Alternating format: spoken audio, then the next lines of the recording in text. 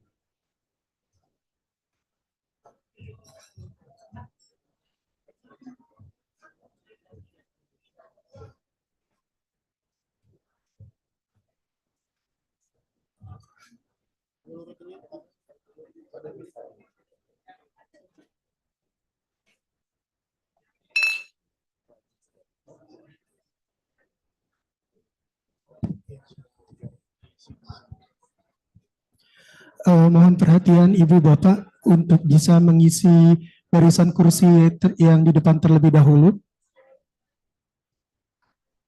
Terlebih untuk partisipan yang dari BMKG dan dari stakeholder, mohon untuk mengisi barisan yang terlebih dahulu. Terima kasih.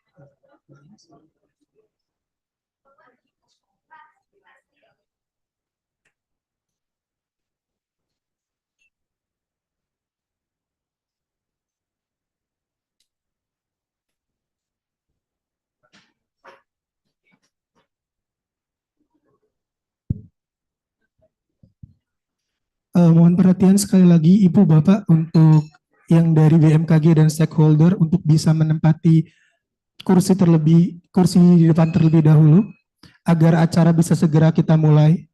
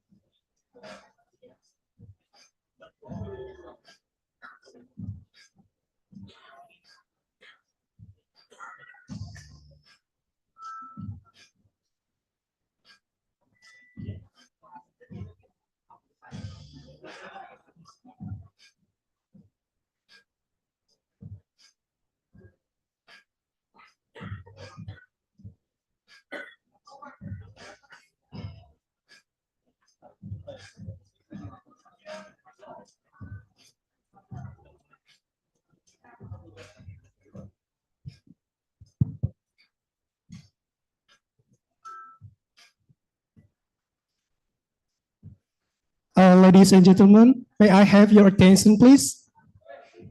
Our seminar will begin shortly. To ensure a smooth and uninterrupted sessions, we kindly ask everyone to switch your mobile phones into the silent or the vibrate mode.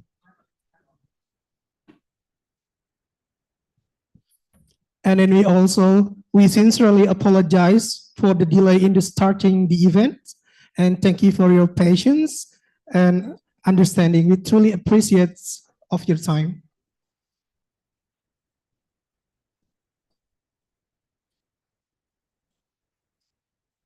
Ladies and gentlemen, before we begin to the agenda, may I kindly ask to our distinguished guests, Ibu Nelly, Pak Daryono, Pak Aji, and Mr. Akihiro Furuta to take the seats at the front of the stage. We are truly grateful for your presence today, and it is our privilege to have you with us. Thank you.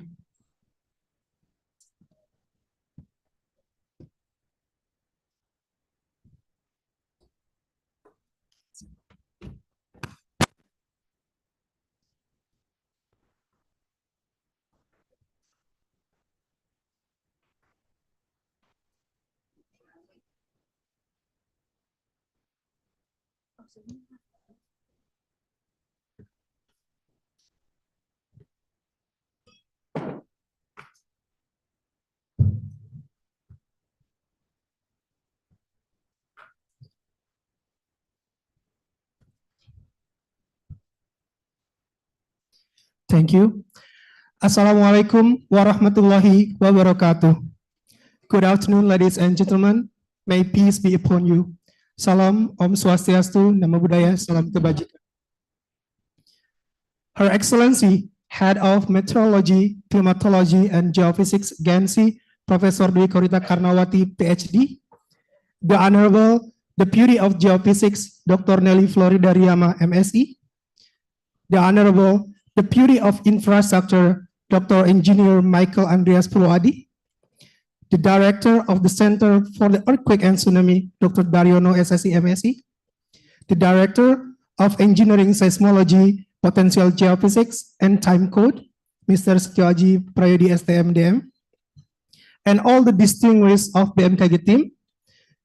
The Honorable Leader of JICA Expert, Mr. Akihiro Furuta and the team.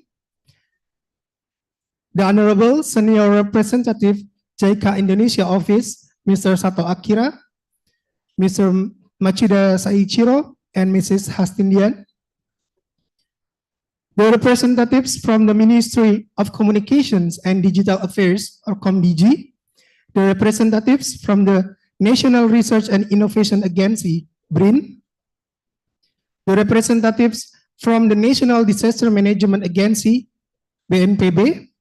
The representatives from the Geospatial Information Agency, BIG. Representatives from the Regional Disaster Management Agency, PPBD. Representatives from the Center for Volcanology and Geological Disaster Mitigation, VVMBG. Representatives from Indonesian Association of Disaster Experts, IAB. Representatives from Indonesian Association of Oceanology Scholars, ISOI.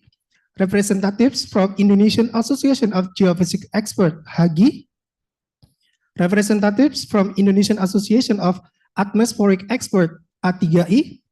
Representatives from the UNESCO. Representatives from Meteorology, Climatology, and Geophysics College, STMKG. And the representative from the JICA expert team for the BNPB projects. And also the esteemed guest speaker and participants join us today who cannot mention one by one. So first and foremost, let us extend our gratitude to Almighty God because for His blessing, grace, and permission. So we are able to gather here today on Thursday, 20 February 2025 at Hotel Sari Pacific, Jakarta to participate in the final project seminar on toward continuous improvement of the mechanism for earthquake and tsunami analysis and warning dissemination in Indonesia. So ladies and gentlemen, once again, we would like to extend a warm welcome to all the participants who have joined us today, both in person and online. We truly appreciate your presence and participation in this seminar. So before we begin, please allow me to introduce myself. My name is Dede Sunaria, and I'm honored to be your master of ceremony for this important seminar.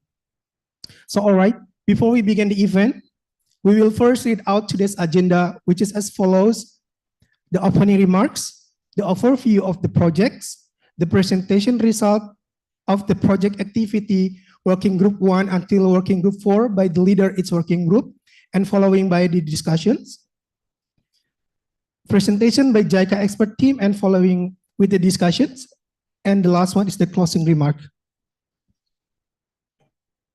So ladies and gentlemen, to officially open today's seminar, we are honored to have Dr. Nelly Florida Riama as a Deputy Head of the Geophysics at BMKG. So please welcome Dr. Nelly Florida Riama to deliver the opening remarks. Thank you. Excellency, Mr. Sato Akira, Senior Representative, JICA Indonesia Office, Dr. Michael Andreas Purwadi, Deputy Head of Meteorology, Climatology, and Geophysics Infrastructure, Mr. Machida Soichiro, Representative of JICA Indonesia Office, Honorable Dr. Daryono, the Director of Earthquake and Tsunami Center, Mr. Setioaji Prayodi, Director of Engineering Seismology Center, representatives from BRIN, PVMBG, BNPB, BIG, BPBD, IAB, and Ministry of Communication and Digital. And also we have Dr. Armi Susandi here. Thank you for coming. Distinguished Mr. Akihiro Furuta, Project Leader of JICA-BMKG, Dr. Nobuo Furukawa, JICA Expert, Dr. Toshihi Hide Kasima, JICA expert, Dr. Nobuo Hamada, JICA expert, Mr. Osamu Kamigaiji, JICA expert, all the participants of the final project seminar toward continuous improvement of the mechanism for earthquake and tsunami analysis and warning dissemination in Indonesia, JICA-BMKG project. Assalamualaikum warahmatullahi wabarakatuh. Shalom, Om Swastiastu, Namo Buddhaya, Salam Kebajikan. On behalf of the Agency for Meteorology, Climatology, and Geophysics of the Republic of Indonesia, I would like to welcome to the final project seminar toward continuous improvement of the mechanism for earthquake and tsunami analysis and warning dissemination in Indonesia. I believe that this project will be the basis for the future Indonesia improvement as well as sustainable development, and Indonesia should be part for this collaboration for early warning for all. Taking the theme continuous improvement, this seminar will present, discuss, and inspire solutions for the better services of the future earthquakes and tsunamis. We will discuss about recent developments of earthquake information, tsunami warning, and dissemination, learning from the case of several earthquakes and tsunamis, and what will be the future action for future preparedness. Several past events have witnessed the importance of strong coordination and command to ensure integrated, coherent, and synergized emergency operation in various occurrences of earthquakes and tsunamis. Indonesia Tsunami Early Warning System is serving not only nationally but also internationally, as it covers 3 regions, namely the Indian Ocean, the Pacific, and the South China Sea. This seminar is held to bring together knowledge and insights on earthquakes and tsunamis from science, policy, and practical experiences point of view. The Third World Conference on Disaster Reduction of the United Nations in 2015 addressed 4 priorities for action in its Sendai Framework for Disaster Risk Reduction 2015-2030. First, understanding disaster risk. Second, strengthening disaster risk governance to manage disaster risk. Third, investing in disaster risk reduction for resilience. And fourth, enhancing disaster preparedness for effective response, and to build back better in recovery, rehabilitation, and reconstruction. It may be pronounced that this project has rolling 3 years with prevailing international frameworks to support the initiatives. Ladies and gentlemen, this seminar will share the results, the project for capacity development on operation of earthquake and tsunami analysis and warning dissemination 2020 to 2025 that has been implemented by Japan International Cooperation Agency and the Indonesian Agency for Meteorology, Climatology, and Geophysics. I am optimistic today's seminar will be a very productive day. Despite of delivered talks, there will be many talks, presentation, and completed with fruitful discussion in terms of collaboration projects and with colleagues or JICA experts, and your presence in this seminar showed the importance of the topic of this seminar.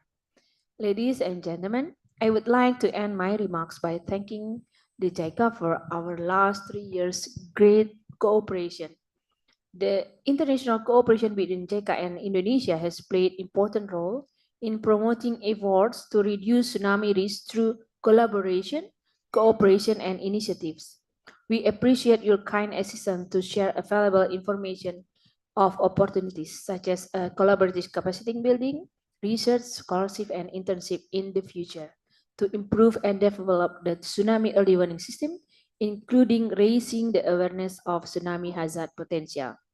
Thanks again to Japan International Cooperation Agency, expert and staff, and I do hope our robust collaboration through international framework will be run continuously. Thank you. Wassalamualaikum warahmatullahi wabarakatuh.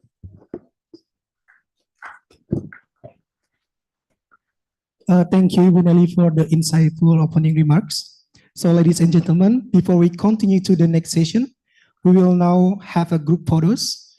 And this photos group divided into two sessions. The first session, please, to Pak Rahmat Triono, Pak Ian Turiana, JICA expert team, and working group leader and all the working group member come to the stage to take a photo group.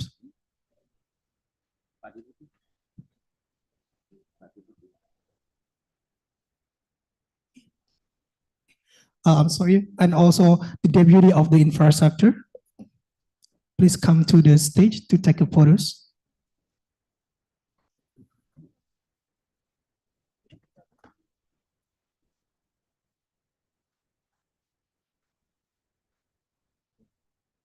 Once again, to the deputy of geophysics, the deputy of the infrastructure, DGT, director, Pak Rahmat Triono, Pak Ian Turiana, JICA expert team, and working group leader and all the working group member.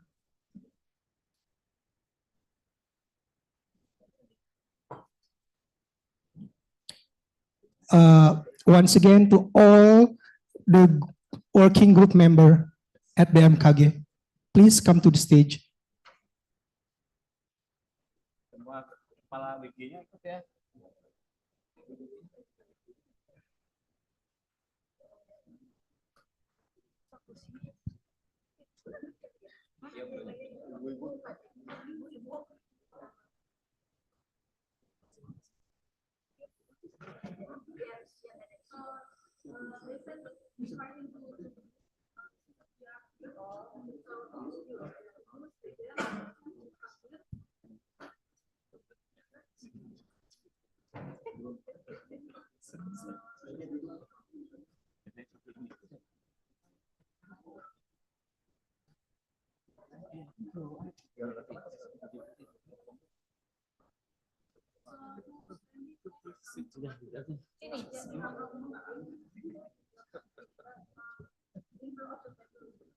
Oh, gimana sih?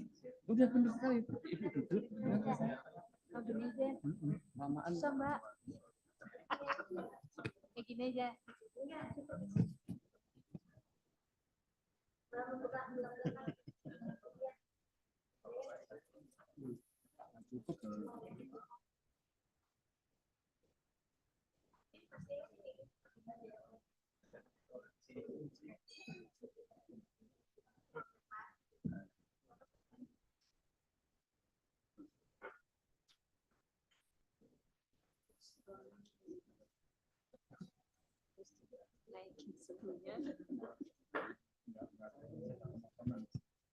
Ada, Pak.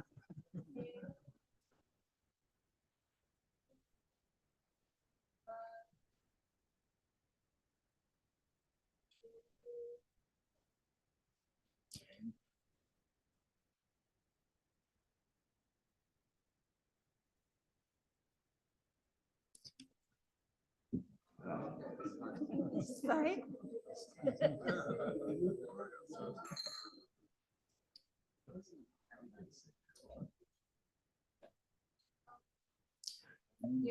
Okay, ladies and gentlemen, we will have now. Please stay at your positions because we will.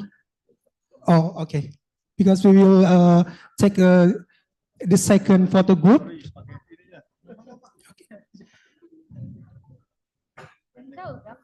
So, ladies and gentlemen, we will now have a group photo with all the seminar participants.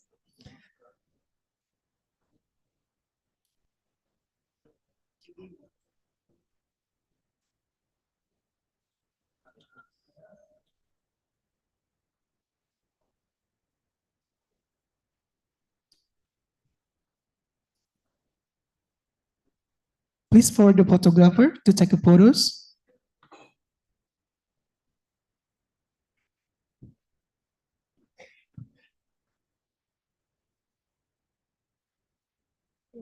Camera, please. 3, 2, 1. Again, 3, 2. So maybe one more time. Give your best smile, please.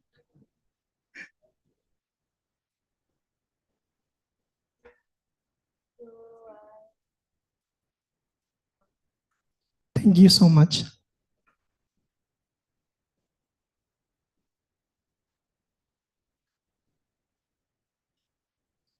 So, ladies and gentlemen, moving forward to the next agenda, we will begin with an overview of this collaborative project and its key achievements, who will deliver by Mr. Akiro Furuta, and then will follow by the technical presentations, which highlight the result and outcomes from Working Group 1, who will be presenting by Mr. Urip Setiono, SSC MDN, by online, as a leader of Working Group 1. So this session will be moderated by Mr. Muhammad Harfan, who will guide us through the discussion and ensure a productive exchange of knowledge and ideas. So, all right, without any further ado, let us welcome Mr. Harfan to start the sessions. Mr. Harfan, the time is yours.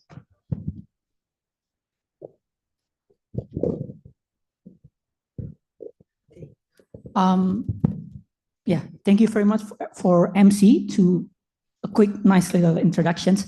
So I want to say good afternoon to everyone here, to all distinguished guests, my fellow colleague, and to every participant who attending in person here and other participants that attending online.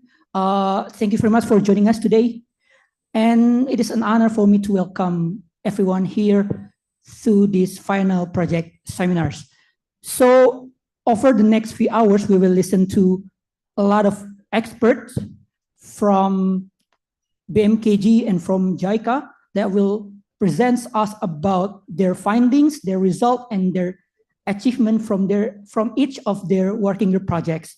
That will focus on covering the entire improvement on our earthquake and tsunami early warning system. So that means we will cover about the observation system, the analysis system, communication system, and the strengthening capacity that has been done to all the affected people and stakeholders to increase the mitigation effort to decrease the tsunami risk in Indonesia. So as you can imagine, it will be a very interesting topic to listen to.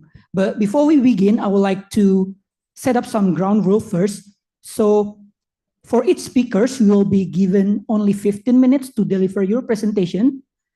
So that is why after 10 minutes running, I will notify you to start wrap up and summarize your presentation so we can still have plenty of time to have a Q&A at the end of each sessions. If the presentation is running late, we will reduce the duration of Q&A or not completely doing it. So for all the speakers, please be mindful of your presentation time.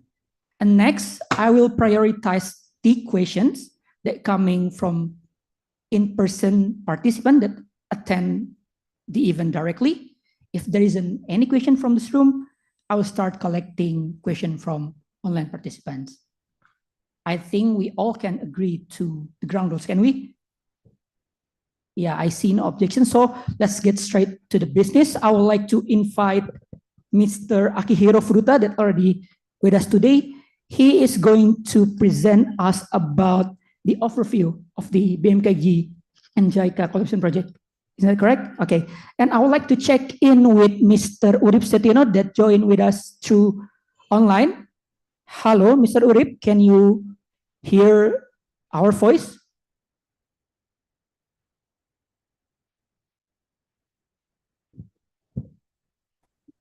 Okay, I Okay, yeah. can hear your voice clearly, Harfan. Okay, that's great. That's great. Okay. You hear my voice also?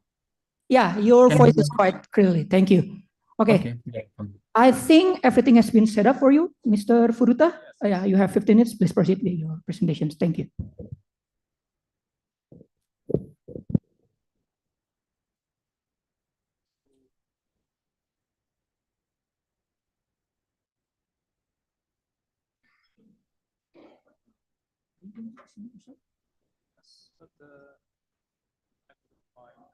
Have to show my presentation. Wait a moment. Okay, come.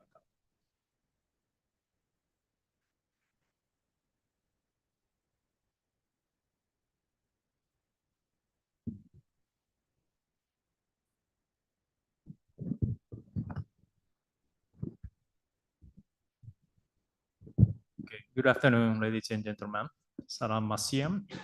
So, Thank you for participate today's final seminar for technical cooperation project between the BMKG and JICA.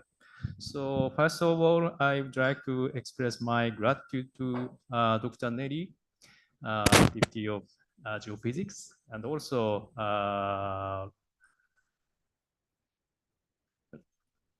Deputy of Infrastructure.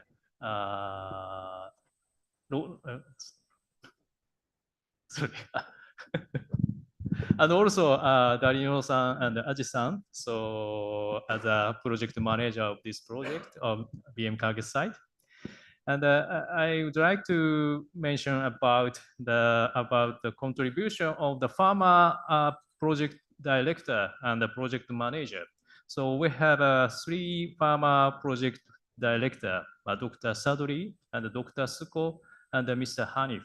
So, and also I would like to express my gratitude to the farmer project manager, so Mr. Bambang and Mr. Ramat-san. So thank you for your contribution for this project. So today, I would like to explain about the overview of the project. So I think after my presentation, each working group leader or representative working group, so they will explain what is the major outcome of project activity, and also Japanese expert. So they will provide final lectures in consideration of the further improvement of the project output. So I would like to briefly explain the project background and the framework. So as you know, after the Indonesian ocean earthquake and tsunami in 2004, so BMKG installed the Indonesian tsunami early warning system, INATEUS, named INATEUS 2007. And after the installation of the INATEUS, so a lot of the work related to the improvement of the earthquake observation and the tsunami warning system around Indonesia, including Indian Ocean, led by BMKG. And also Japanese government and JICA, so they dispatched a lot of the experts for improvement of the earthquake observation and tsunami warnings. From the 2007 to 2009, so first JICA technical cooperation project was conducted, and also from 2009 to 2011, so JICA long-term advisor was dispatched. So as you know, Dr. Hamada, so his contribution is very important for enhancing the earthquake observation and the tsunami warning in Indonesia, I think. And from 2013 to 2019, so JICA conducted Ground Aid project to install a lot of the observation equipment. But after the such kind of the actions, so in 2018, so there are several huge amount of the disasters occurred in Indonesia, like Lombok earthquake, Central Sulawesi earthquake and tsunami, and also Sunda Strait tsunami. So in consideration the effect and the damage from these huge amount of the disasters, so some operational issues with seismic observation and the tsunami warning system appeared at the time. So in consideration the flow of the information dissemination must start from observation. So it was needed to improve the acquisition of seismic observation data in properly and timely manner. At the stage of the data analysis, it was needed to strengthen capacity for utilizing seismic observation data and practical use by related organization. And at the stage of the warning, so it was needed to enhance the capacity for operating INATEUS to issue tsunami warning. And at the stage of the dissemination, it was needed to improve dissemination methodologies of earthquake and tsunami information. Based on such kind of the operational issues of initiatives. So in 2022, this project was started. So due to COVID situation, we delayed 2 years.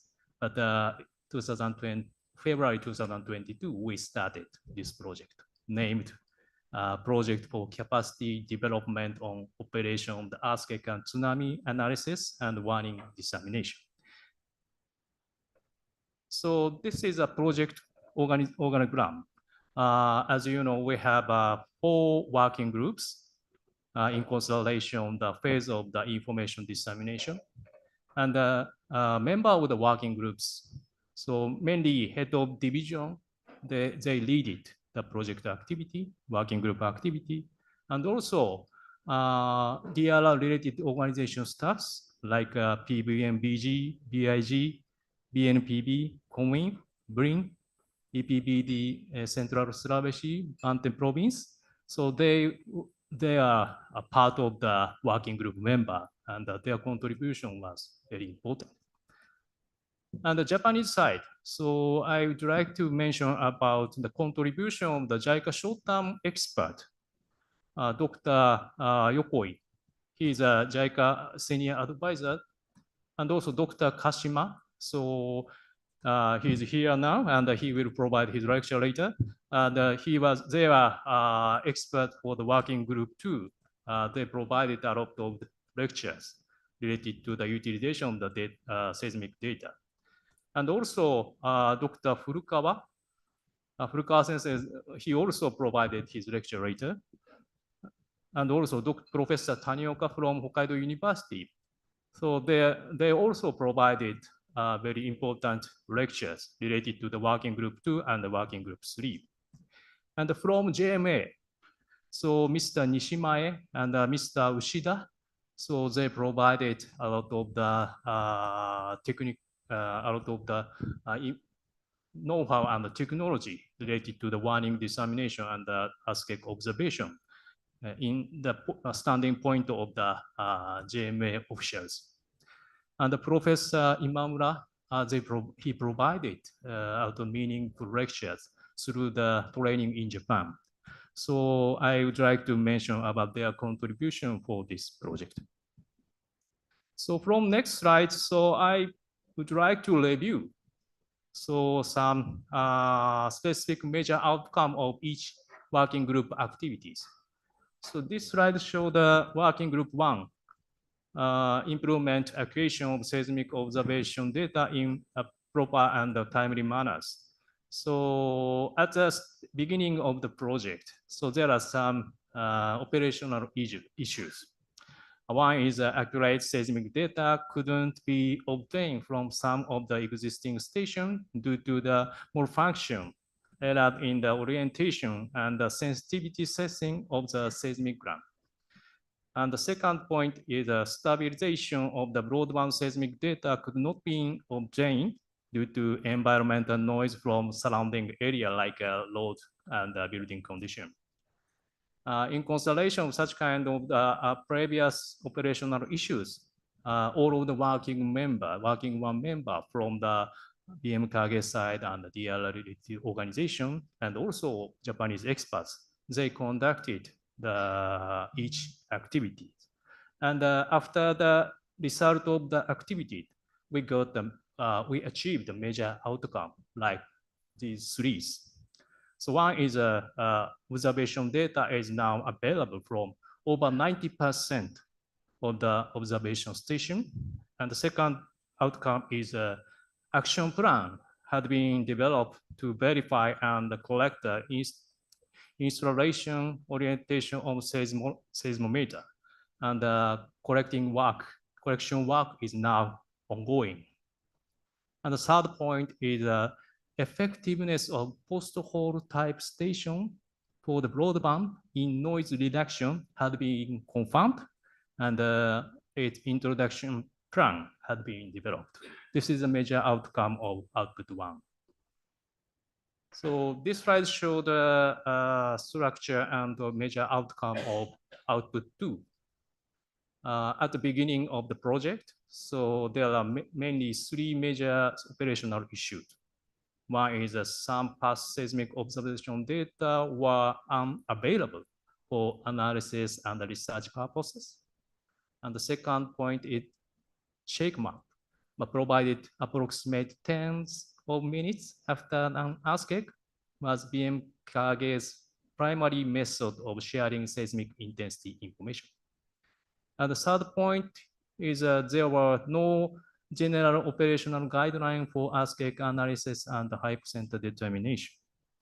And through the output 2 activity among the BMKG officials and the JICA expert, we achieved the 3 major outcomes like that. One is a review and relocation of past earthquake for the required period 1930 to 1955 had been completed, and also expected to be published. That result will be published on the BMKG website. And the second point is seismic intensity information is now shared between the DST and DGT within 2 minutes. And the intensity information is immediately disseminated by CMAP after an earthquake occurs. Mr. Furta, you have 5 minutes to go. Oh. Okay. So, and third point is trained staff and now consistent implementing work process to determine accurate hypocenter. And for the output 3, so there are 2 major operational issues at the beginning of project. So in the previous SOP, there was no procedure to upgrade a wave level, warning level if the observation tidal level exceeded to the prediction 1. However, there was a procedure to downgrade a warning level when the tidal level below the prediction, which might have led to an underestimation in unexpected situation.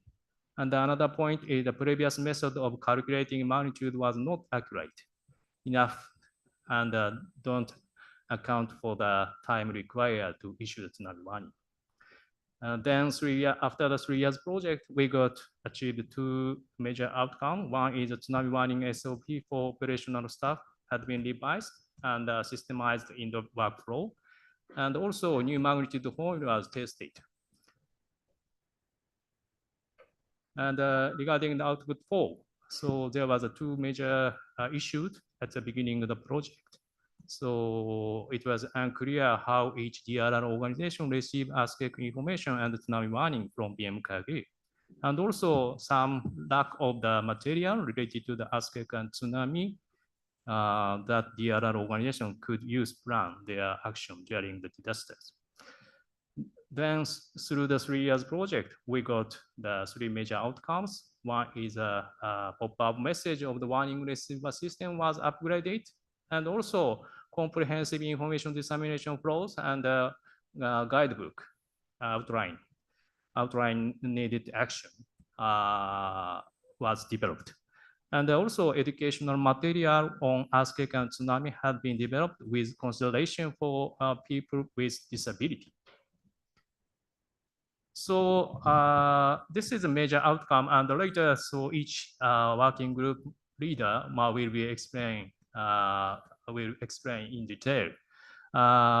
For achieving the overall goal after this project, so we confirmed 6 items of the key action like that.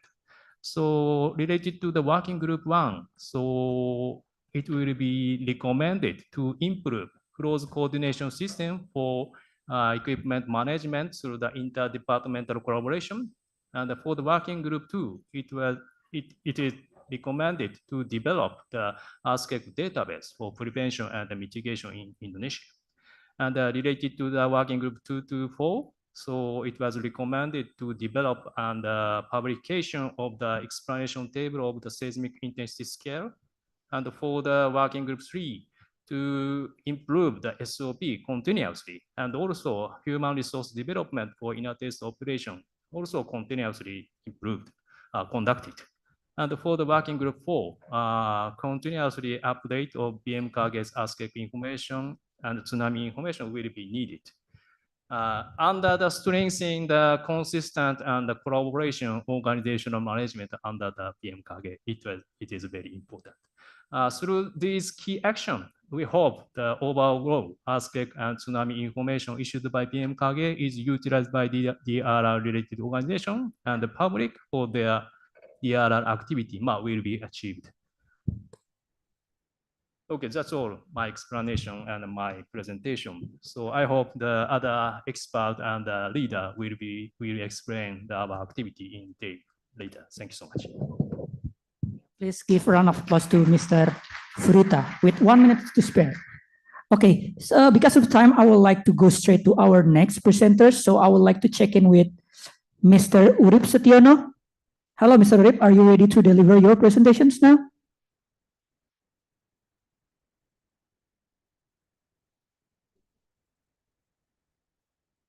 Hello, Mr. Urip, can you hear my voice?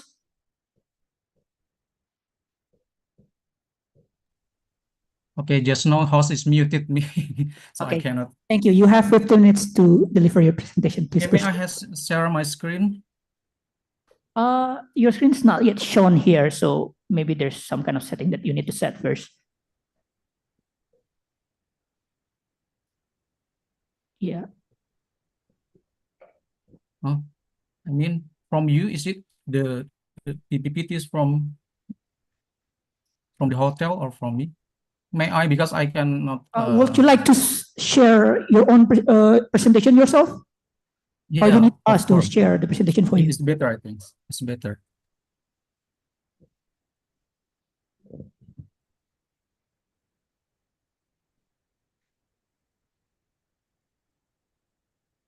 Oh, yeah, okay. We'll share the presentation for you, but please wait a few minutes. Okay.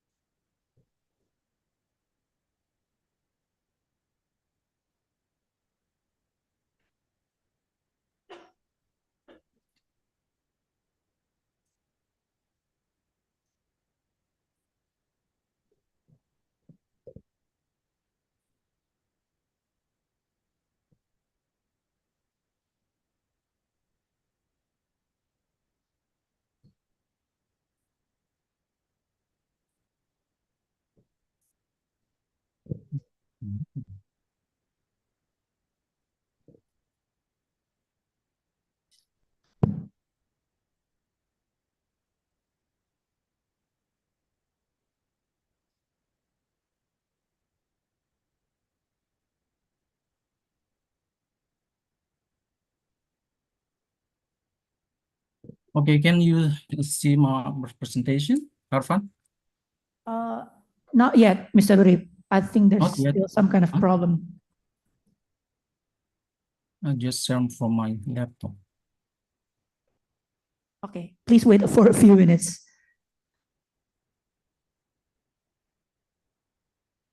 Or maybe I stop share first.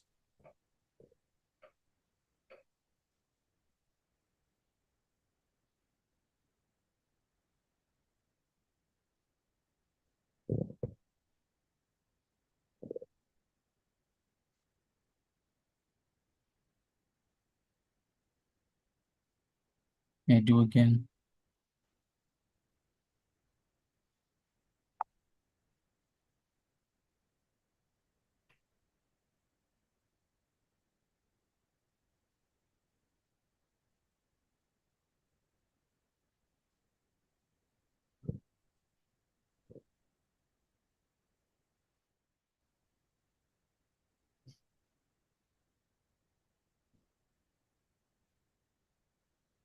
Okay, so because we're still waiting for the problem to be troubleshooted, perhaps is there anyone here that has any question for Mr. Furuta?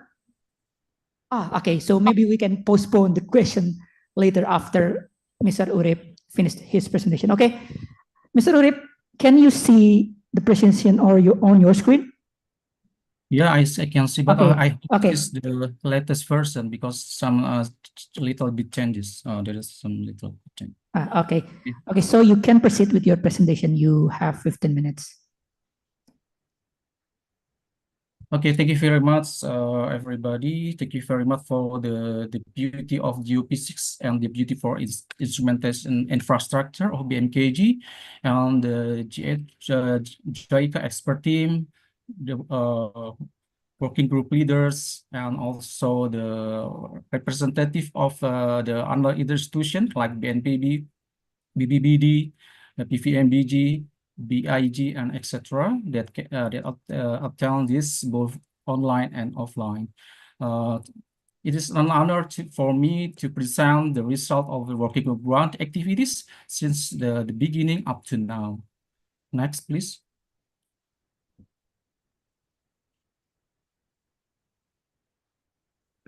The working group member one is, as previously explained by Pak Nova, consists of at least three directorates for DGT, DST, and DIK. Next, please. And also from the STMKG and also from the some geophysical station.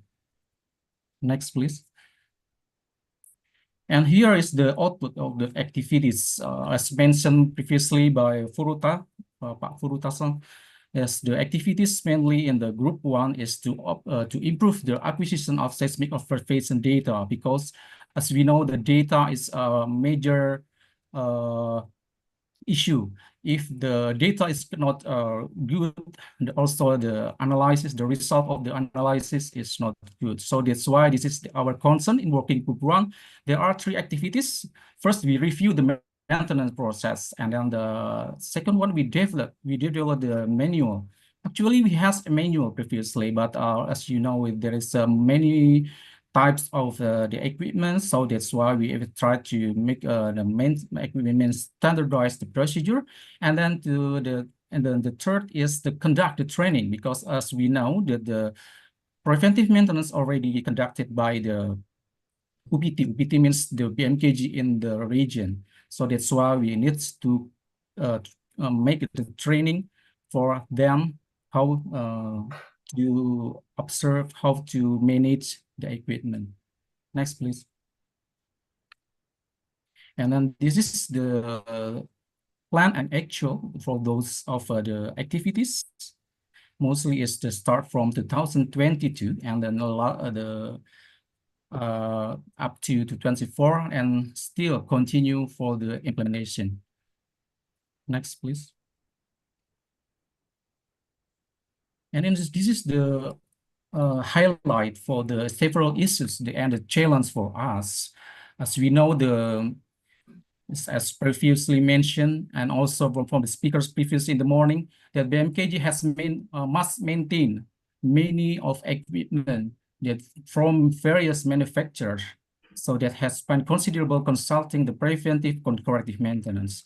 So this is become our challenge. So that's why we try to update the SOP to get for the proper maintenance. And then second one, the JICA experts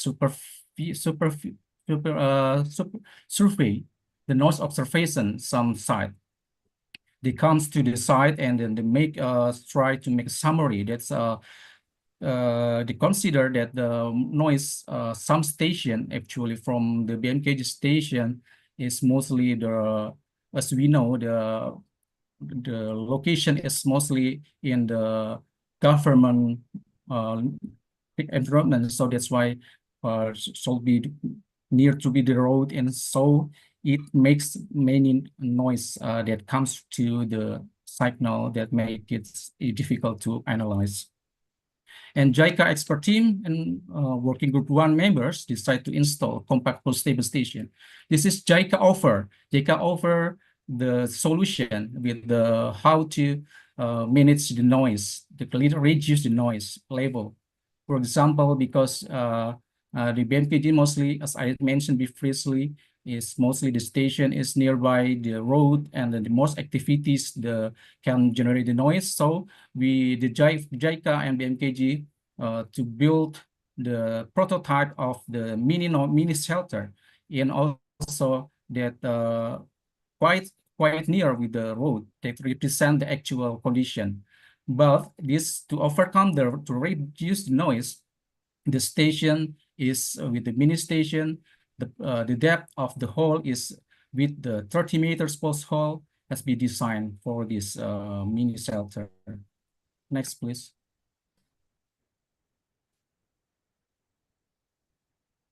And then other than that, we also facing the problem with the amplitude and polarities, as previously mentioned, that broadband seismograph, that some of them is collocated with the strong motion. Some strong motion data actually can use for the backup, because we're based on the experience from the earthquake in Japan, the magnitude is with the broadband is saturated, so that's why it's can be backed up actually with the strong motion. So that's why the BMKG try to identify the collocated station, and then this is the result, and then we will try to improve this discrepancy. For example, that's mentioned in the morning that the from 21 stations, the discrepancy between broadband and strong motion accelerometer, one was problem of analysis, by other to have wrong metadata. 2 among them have wrong equipment model names, and 18 have wrong gain and wrong channel name. It can be this must be our consideration to improve the next to upgrade the data, actually the quality of the data from the next. We try to develop magnitude of BMKG using the strong motion data. And then also already critical issue is misorientation. Actually, misorientation is can be impact on the focal mechanism solution, because the focal mechanism solution is very important to determine. We said the earthquake, that big earthquake is potential to be a potential tsunami or not. Is it significant important for the focal mechanism, the importance of the focal mechanism. So after the JICA expert team analyzed that some station of BMKG have a problem with the misorientation. Misorientation means the north not aligned, the north must be reoriented to become true north. And then the recommendation incorporating plan is we also revise, we also update in the SOP, and to prevent this cannot be happen in the future. And also, other than that, we also conduct the hands-on training for BMKG staff and UPTs. Next, please.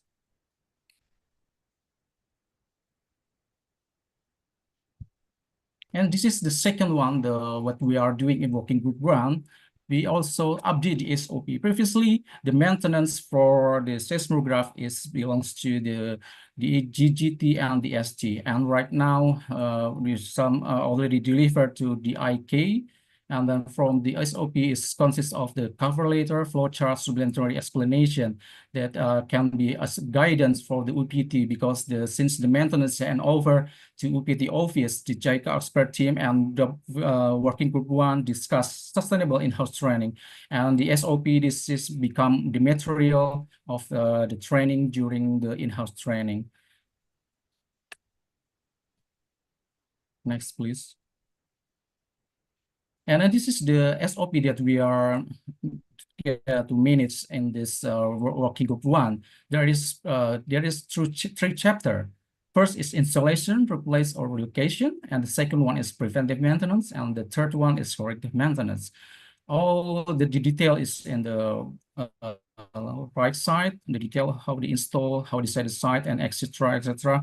This is for the corrective maintenance, and from the misorientation we also include to this corrective maintenance. So that's since the UPT doing the Mr. Urit, sorry to cut you off, but we have a little bit problem here in the venue. So could you wait for a few minutes for us to resolve this problem? I'm sorry. Oh yeah, the problem has been resolved. You can continue with your presentation. I'm so sorry to cut you off. Please proceed. Okay, thank you. Okay, this is next, please. And also JICA not only training, they also grant us to give us the BMKG from the equipment itself, from the that I said, the mini shelter. Mini shelter, there is a instrumentation they install on the station. This is the list of the instrumentation that we install in the mini shelter. Next, please. Next, please. Yeah, this is the visualization of the mini shelter that I mentioned previously. Sorry. Please go for the mini station. I have now. Yeah, this is the previously the BMKG shelter is quite big comparing this. This is only 1x1. At least they not need for installing the instrument, but it's very compact. The JICA over this model to the BMKG. This Okay, is Mr. Urip, you very, have very- 5 minutes left. Okay. Thank you. Next, please. Next, please. And other than that, we also collaborating with the JICA. We also conducted the training, the in-house training, as mentioned previously, and TOT, training of trainer. The training for trainer is just for the BNGO headquarters staff, and for the in-house training is for the UPT staff. Next, please. Next. And then the achievement of the project is other than the deadline, we also the key factor the affecting implementation of outcome. The post for offer the solution finding suitable location. So that's why we try to observe the visual station is now the big noise, and then we next probably will propose them to apply the postal 30 meters. And the variety of seismograph proposes the maintenance necessity to standardize the procedure as preparation, as I mentioned previously, because BMKG is many equipment from many manufacturers. So that's why we need to necessitating to standardize the procedure. Next, please. And then the last but not least is regular training to facilitate and smooth transition, because after updating the SOP, of course, we update the SOP and must deliver this what we are updated to the UPTs. So because they are who wants to do the preventive inside the site that they maintain. Next, please. Next. And this is the example that we will try to analyze the noise. And then this is we also make to guide the operators, we make the video tutorial. It's make easy from the operator of the technician of the UPT can follow this instruction manual. Next, please. And then this is there is a barcode, and then will be also there is document what we are doing. Next, please. Okay, this is the update for the fixed orientation sensor. Actually, this misorientation sensor must be also, as I mentioned previously, must be conducted by UPT, because UPT is the one do preventive maintenance, and we need to help the UPT to analyze first with the numerical, and then after that they check to the site and then fix the problem in the site. So we hoped in the 2050 to 2025, all the problem with the misorientation can be solved. We need really strong support from the UPT to do this, and also supervised by JICA. Next, please. And then this is the responsibility, its maintenance from the 2025 actually, because the previous maintenance, some of it is by the ST, some of by DGT, especially for the new instrument, but the new installation test still in guarantee period. So that's why after that we transfer to the JICA to the manage after the guarantee is over. And then this is the what's to do who is the responsible for the activities. For example, for planning, utilization, installation, daily movement check, preventive maintenance, and corrective maintenance, and etc. Next, please. And a recommendation from JICA expert team is first is consider an installation plan for post-hole and broadband seismograph.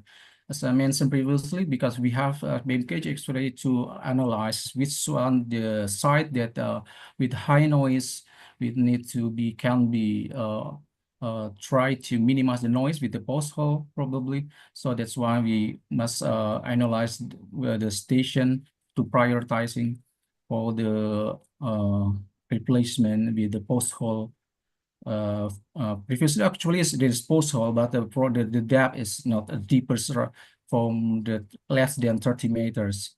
And the second one is consider a periodical training regarding maintenance of equipment, because this is very, very important to we cooperate with PPSDM, the BMKG Training Center, to train the operator, the technician, to manage, to upgrade the knowledge and skills from the training. And then the third one is division of role and collaboration between the ST, the GT, the IEK. We must or frequent the collaboration of this collaboration, because we pay, for example, the GTS users. So, and we need to also share what's the problem actually with the data, and then share to the DIK and OPT that do the maintenance. So that's why there is a collaboration to keep the quality of this data is good. Okay, next, please. And then this is the future plan. And then first is reviewing and validating SOP, both on the seismograph and the accelegraph. And then from the second one is monitoring and fixing work orientation based on the routine preventive maintenance schedule. And then the third is regular training for all OPTs about the observation, maintenance, and installation based on the SOP for installation and maintenance. Okay, thank you. That's all from my presentation. Thank you very much. Thank you very much, Mr. Ray, for your very insightful presentation. So I have a quick announcement from the committee. Because of the time is already running pretty late, so the Q&A session will be postponed until after the end of all session. So for those of you who already have questions, please hold on to it a little bit longer. We are sorry for that, and thank you for your understanding. Okay, so before we go to lunch break, I would like to return the agenda to our Mr. MC. Please take it from here. Thank you.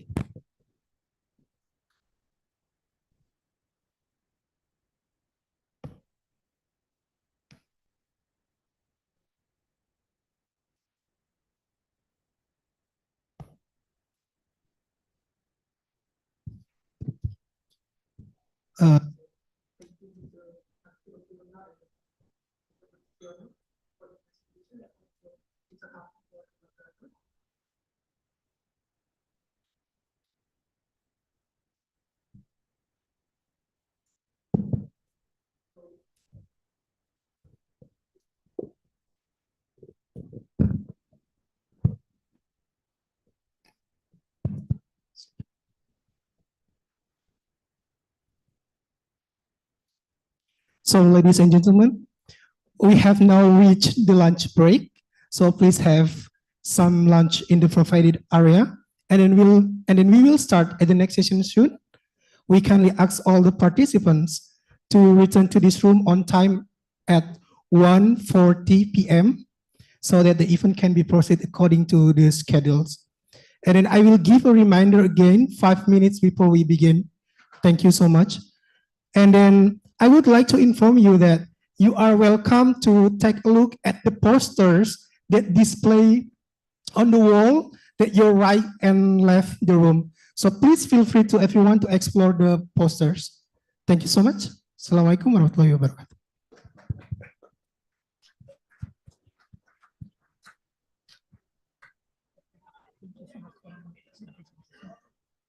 The discussion session that will be used for all the speakers, so you can just answer the question. Thank you. Enjoy your lunch.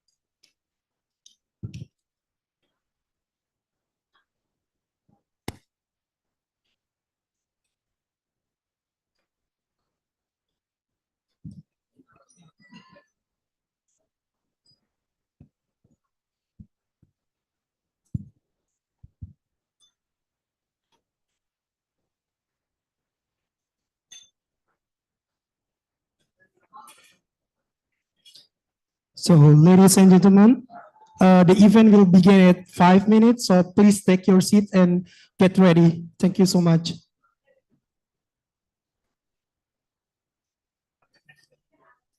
Once more time, ladies and gentlemen, the event will begin in 5 minutes. So please take your seat and get ready. Thank you so much.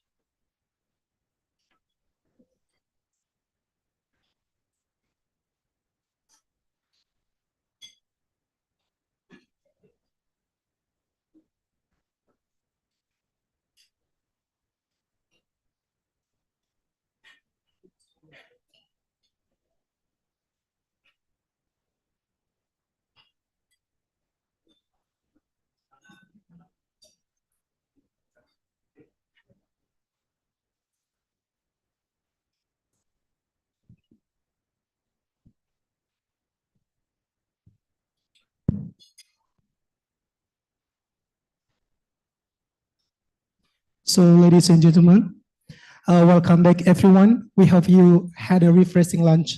Now we continue with the presentations from working groups 2, 3, and 4.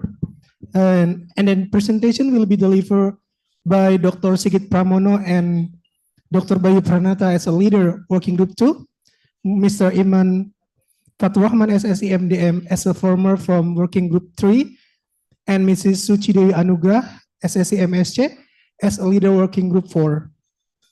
After the presentation from the working groups 2 until 4, we will proceed directly to the presentation by the JICA expert team. We honor to have with us Dr. Nobuo Furukawa and Dr. Toshihide Kasima, who will share their expertise and insights. And also, we still have Mr. Harfan as our moderator. Mr. Harfan, the stage is yours. Okay, thank you for our MC. So, because the time is already running pretty late, let's just get started straight away. So in this station, like our MC said, we will have more expert from BMKG JICA working group that will present their achievement for each of their working groups project. And for that, I would like to invite the representative from working group 2, Dr. Sigit Pramono and Dr. Bayu Pranata. Please come forward. And then I will also invite the former leader of working group 3, Mr. Iman Faturrahman. Please join us in the front as well. And then the last one for this session, I would like to invite Mrs. Suci Dewi Anugrah as representative and the leader of working group number 4.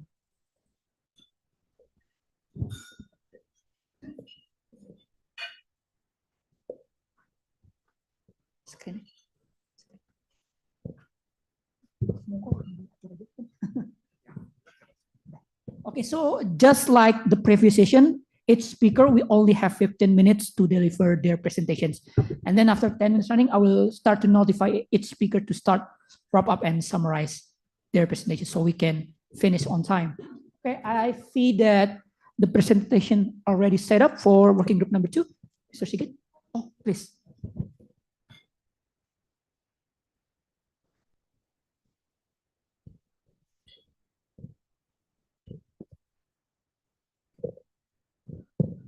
Assalamualaikum. Good afternoon, everybody. Venerable Ibu Nelly as our geophysics director as the chair for this project, and then Mr. Aji and Pak Daryono as our director, and JICA team, the expert from the JAT. Thank you very much. And all the participants, the representative from each of the institution, and our colleagues, and especially for our team in working group 2. And this is my proud. This is the very appreciate because this is already many activities that's already done to achieve of our target. And I'm sitting here. I think this is our honor to deliver the presentation about all the material of the scope of in the working group 2 related to the utilization of the seismic data observation. And here, this is the majority related with the strong motion data, and then the some of the type of the broadband sensor to analyze and to support of the information of the ground shaking, and then others the purpose like the determination of the earthquake parameter, and then like the focal mechanism and others. And everyone, I would like to deliver the topic in the utilization of the data seismic observation in here. That is the scope of the topic related with the instrumentation, and then the second one, the database, and then the processing.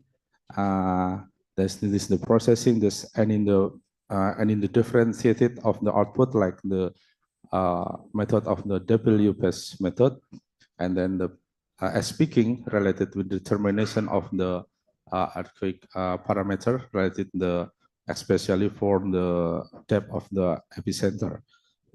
I think this is the and in the many background why there is the very important and the reason this is the topic related in this project and have to do, and we already completed and done that the material related the topic in the working group 2. And the first related the and this time I am not alone in here, but I am with the from the, because in the working group 2 this the related the not the one topic, but there is the many topic, not only the strong motion, but there is any the related the processing of the broadband sensor or the velocity waveform. So in here any Mr. Bayu and maybe and then the last any Pak Ariska San will deliver the utilization of the seismic information related to the warning, because this is the recent issue and hot issue in BMKG related to the development of the earthquake warning. And I think this is a very interesting and very useful from this project. Will complete and then will to more perfect and the many benefit from this project to increase the precision of the data, and then the last until the produce of the information actually. And of course the first related the next slide. Maybe in this slide I will summarize in yes, okay. This is the only scope and then related with my project, our project in working group 2.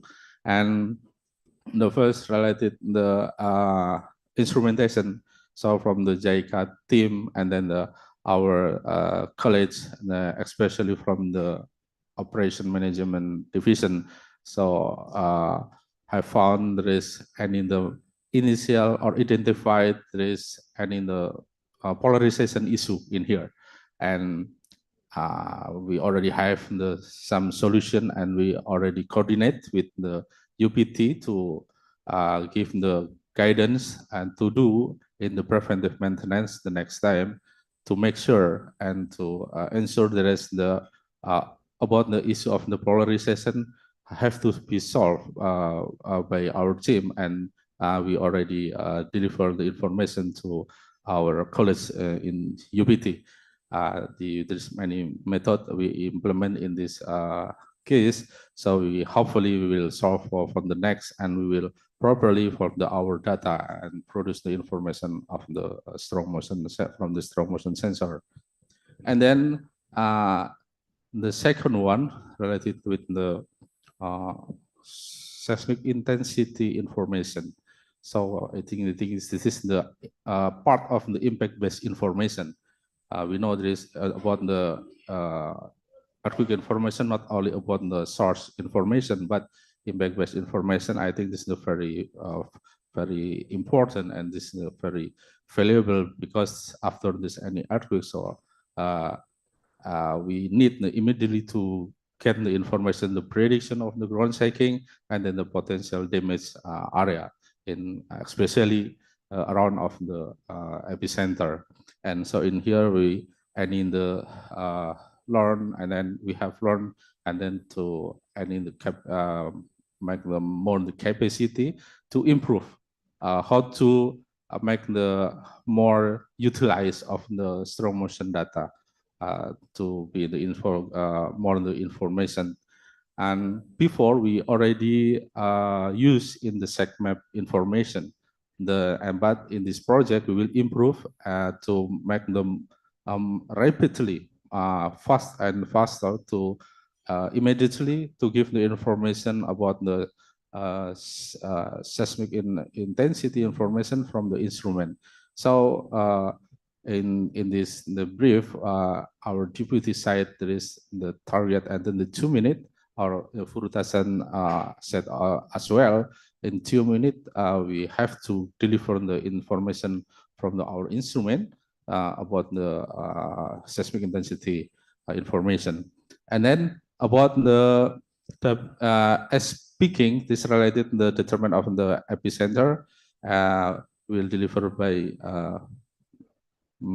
Pak Bayu to deliver this material technically about what they have done about the method, and then until to produce the information, like make the precision, especially for the depth of the epicenter. Pak Bayu, please, the yours.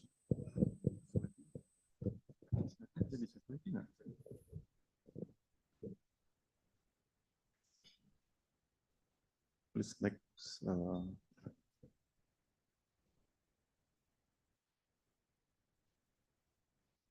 Next slide.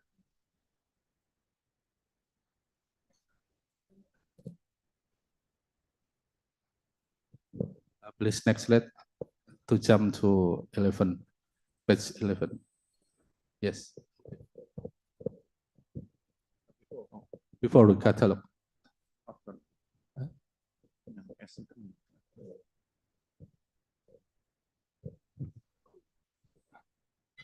Next, please. Next. Next. Next slide, please. After this. Yeah, this one. So, good afternoon, everyone. I will continue present the activity 2.6, conduct training on relocation methods to enhance the accuracy of earthquake epicenter with as speaking. Yeah. This slide present the result of activity 2. Before, please. Before slide. Previous.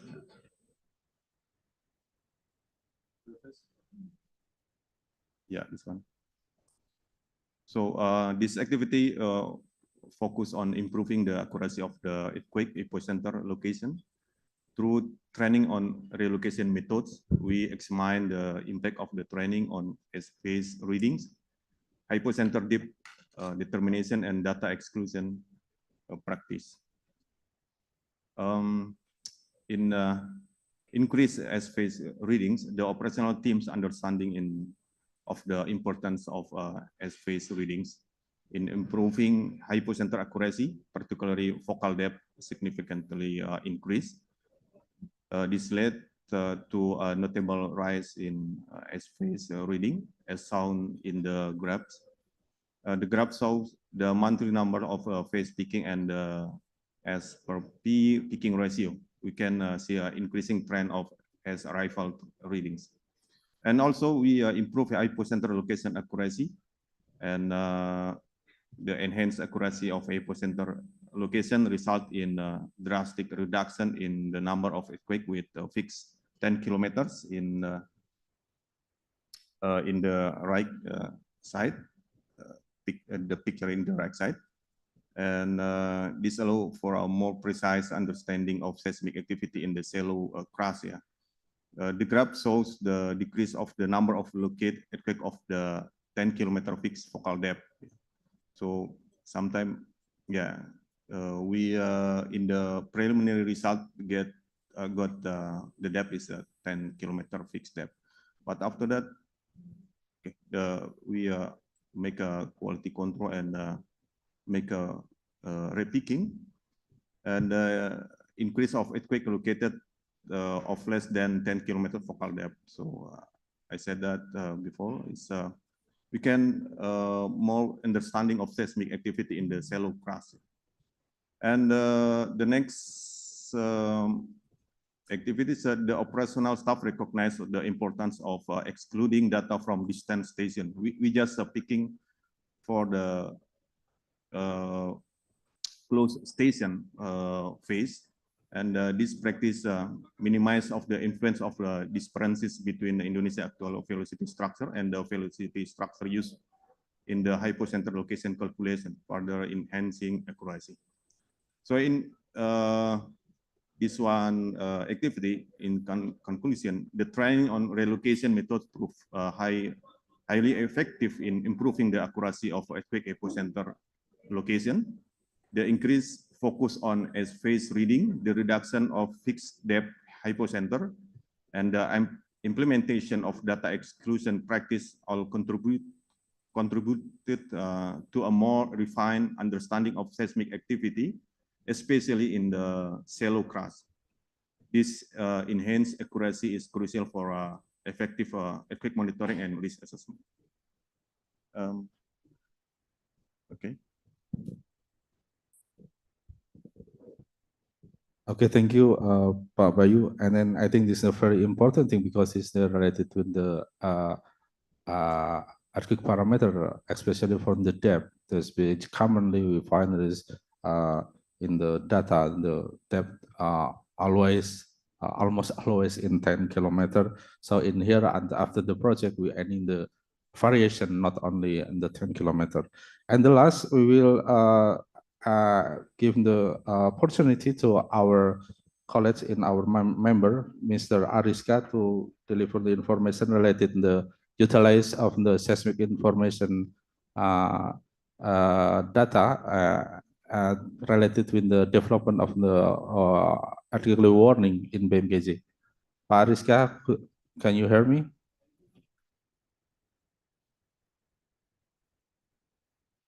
Pak Ariska? Okay, thank you. Sorry, I just go 2 minutes. unmute. May I have from Asrot to present my presentation? Asrot, please. Mr. Ariska, Yes. which slide that you want to show?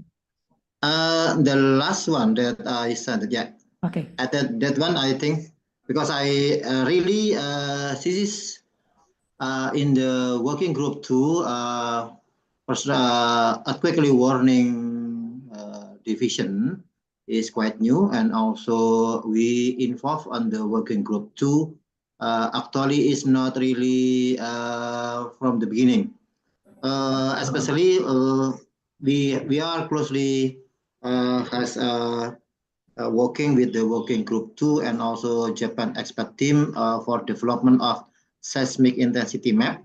But allow me to show you all the timeline of the earthquake information in BMKG that we have a vision. So inland with the development earthquake warning, also in our division, we develop the seismic intensity map, or we call CMAP app, that there is deliver less than 2 minutes. Less than, it means the maximum one is 2 minutes.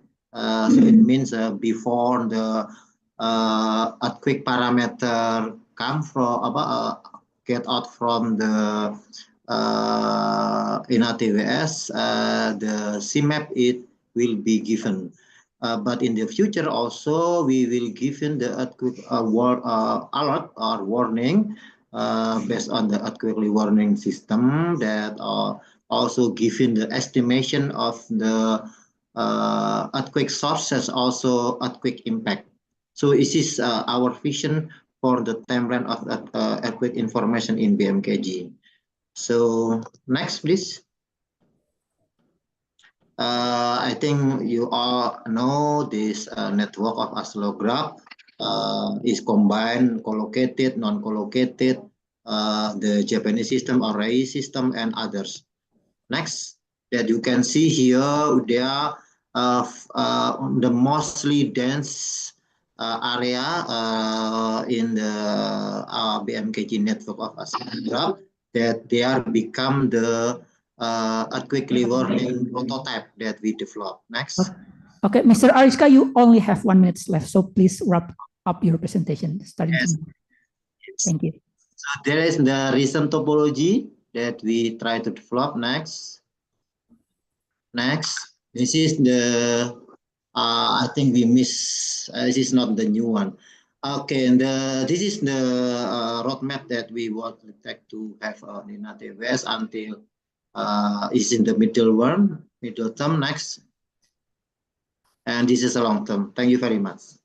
Thank you very much, Mr. Ariska, for your presentations. Okay, so before we move on to our next speakers, I would like to tell you a short announcement. So after the end of the session, for those who have questions to the current speakers or questions to Mr. Urip or Mr. Furuta, you can ask the questions after this session finished. And for all of those online participants, you can type in your question in the chat box, but please provide your email address.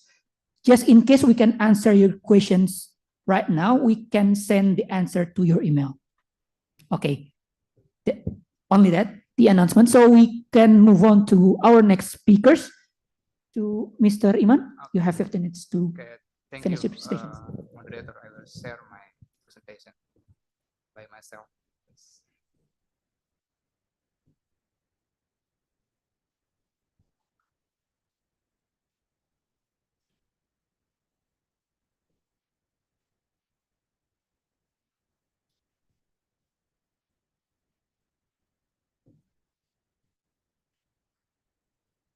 Tes for online participant, can you hear my voice? Okay, thank you. Assalamualaikum warahmatullahi wabarakatuh. Good afternoon, all distinguished participants. My name is Iman Apatur Rahman. I'm former leader for Working Group 3, and I would like to convey or deliver the output 3 regarding the enhanced capacity for operating Ignatius to issue tsunami warning. In the outline, actually we have about 7 activities in working group 3, but I will only mention 5 activities because activities 3.1 and 3.6 are only related to gap analysis and conducting the training. So this is the 5 activities include, first is an overview of the importance of evaluating Ignatius products by comparing the result of tsunami simulation and observations. Should I use me? Check. Okay, thank you. And then the second, the use of tsunami observation data in updating tsunami forecast. The next activity is the development of MBMKG, improving SOP, and also the mechanism for disseminating earthquake intensity information. So for the first activity, they are regarding the comparison, prediction, and observation of past tsunami event. We currently have a sea-level observation network integrated in INACNT system from various agencies like BIG, KKP, as well as BMKG, and also BRIN. But it has not been fully utilized in evaluating the differences between tsunami warning products and observation data. I think this is very important in improving the performance of the processing system as well as SOP in Ignatius for evaluating the product by observation data. And in this activity, we reviewed the Halmahera tsunami caused by the magnitude 7.4 earthquake on November 14, 2019 as example. The event location is not in the database scenario area in the Halmahera tsunami event because it is not located in database area. We use EasyWeb or on-file simulation to simulate this event. And at the time, BMKG issued a tsunami early warning with an advisory level in southern Minahasa. And also the observation record saw a tsunami height of about 10 centimeters at tide gauge Bitung and 6 centimeters at tide gauge Ternate. As you can see here, that the first bulletin was overestimated due to the overestimation of the magnitude. The magnitude obtained by GFZ, the moment magnitude at the time is 7.0, and bulletin 1 from BMKG is 7.4. Even we update the magnitude or the second bulletin, the magnitude is 7.1, it's still a bit overestimated. And the hypocenter depth of the second bulletin is too deep due to the usage of 2 far stations. So in this evaluation, JICA expert team advised BMKG to use centroid moment depth, centroid depth, or to exclude 2 far station from the hypocenter determination. So it is very important to examine the cause of discrepancy between the forecast and actual observed tsunami and reflect it into the improvement of system and SOP in the future. And this activity was set to incorporate this in the plan do check action into the BMKG's duty. And from the Mariogram, we can see that the first bulletin with indicating by the pink color is overestimated if we compare to the observation data in the dark blue color here. So after we implement the MBMKG with magnitude 6.8, yeah, from BMKG we get the magnitude 6.8. It is approaching MW in very short time, about 1.5 minutes. We get this value, and we try to simulate, and we can see that the result also approaching the observation data. And in this activity, the use of tsunami observation data or tide data can be also further optimized, not only to confirm the occurrence of a tsunami, as stated in Ignatius Bulletin 3, but also to update tsunami height prediction at a more distant location.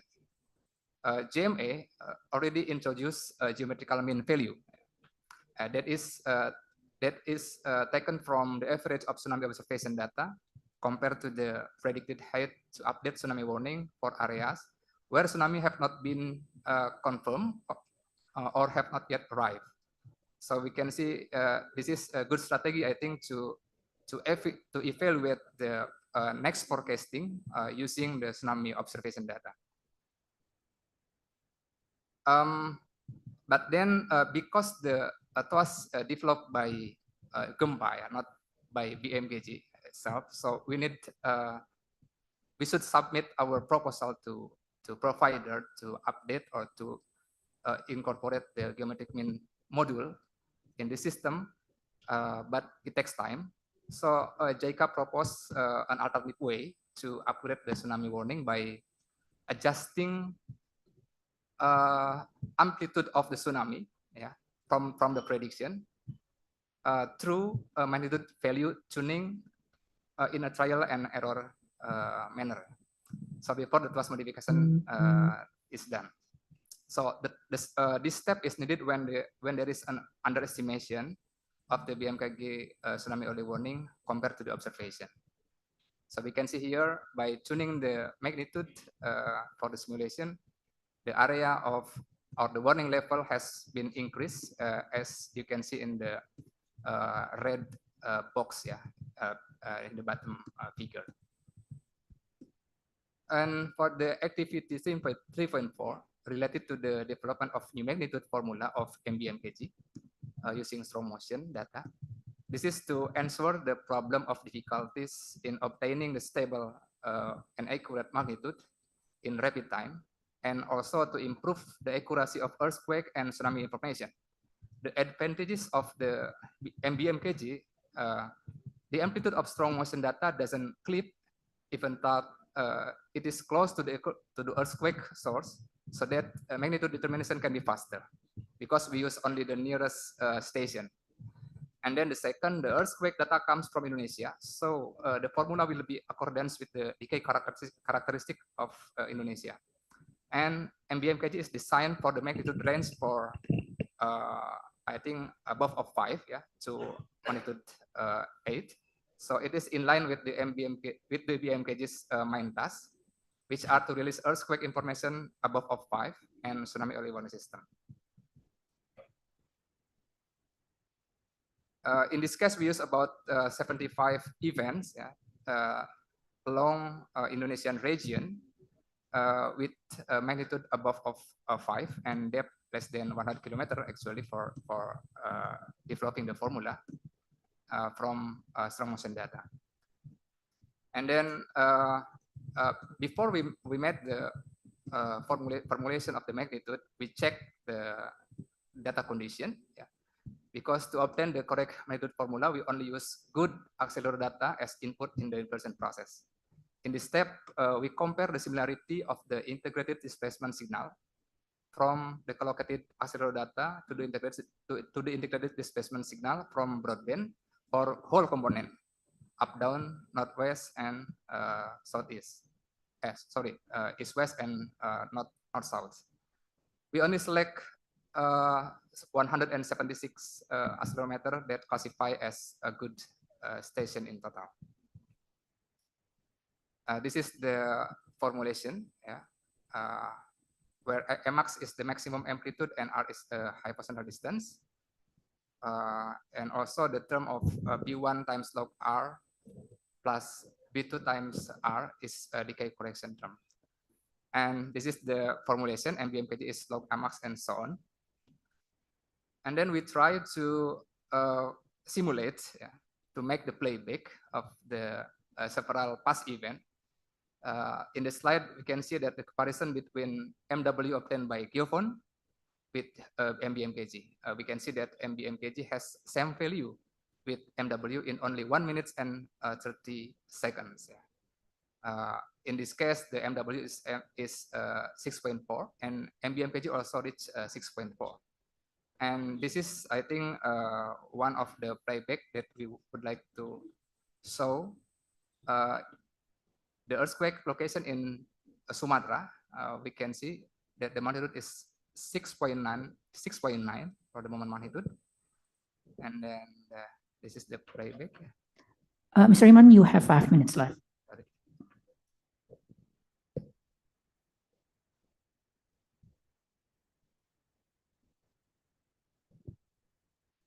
Oh. Sorry, it is a problem with the playback. Okay, I can continue to the next slide. And the activity of 3.5 related to improvement of tsunami early warning SOP. So the lesson learned from the 2018 Palu earthquake is the tsunami height was larger than predicted by the model due to tsunami sources, because Palu earthquake is generated by complex source, not only by earthquake, but also by landslide. So this is not accommodated in the current tsunami database scenario. Therefore, the uncertainty of tsunami magnitude in the field cannot be estimated with the limitation of existing modeling and bathymetry, which can lead to underestimated or overestimated tsunami estimation. To avoid the occurrence of underestimation, it is necessary to modify the SOP by only updating the tsunami warning with upgraded parameters, as you can see in the red box here, in red box here, in the right figure. We add only upgrade parameter can update the bulletin. And then another regarding the W phase, this activity was introduced in the study of our colleague in ISE-BRI Japan about enhancing Indonesia's tsunami early warning system through W phase inversion. So the result of this study can be used to improve operational SOP for earthquake and tsunami monitoring in terms of determining the earthquake source mechanisms and moment magnitude based on moment tensor inversion with W phase. The study found that the accuracy of W phase inversion depends a lot on the number of channel used and the base distance. To get the most accurate result, it is suggested to use broadband data up to 12 degrees from the epicenter and make sure that there is at least 20 channels involved in this calculation. You can see the graph also showing the 20 number of channel here above has a good agreement with small residual of magnitude. And then the last activity related to the importance of accelerated the intensity information to the stakeholder. This information is also useful as rough estimation of magnitude by referring to areal extent of strong motion as shown of the bottom figure, where the huge earthquake such as Tohoku event 2011 with magnitude 9.0 is wider compared to, for intensity about 5 IJMA, compared to Tokachi-oki with magnitude 8.0. In this case, we needed to wait until more than 3 minutes to estimate the large of the strength of the earthquake. Currently, intensity information from observation data is provided in the CMAP application as Pak Sigit present, and it also has been displayed at operational room. So our operational on duty will be aware that the earthquake with the intensity area is large, it is potential to generate the bigger magnitude than our estimation. I think that's all my presentation. Thank you so much. Thank you very much, Mr. Iman, for your presentation. So we just listened about the report on the enhancements that has been done to upstream part of INACHUS, like the utilization of sea level data and like the development of our own type of magnitude and also the newly updated tsunami warning SOPs, right? But for the next session, we will listen about the downstream part, which is about information and dissemination that will be delivered by Mrs. Suchi. Would you like to share your own presentations? Okay, please, you have 15 minutes.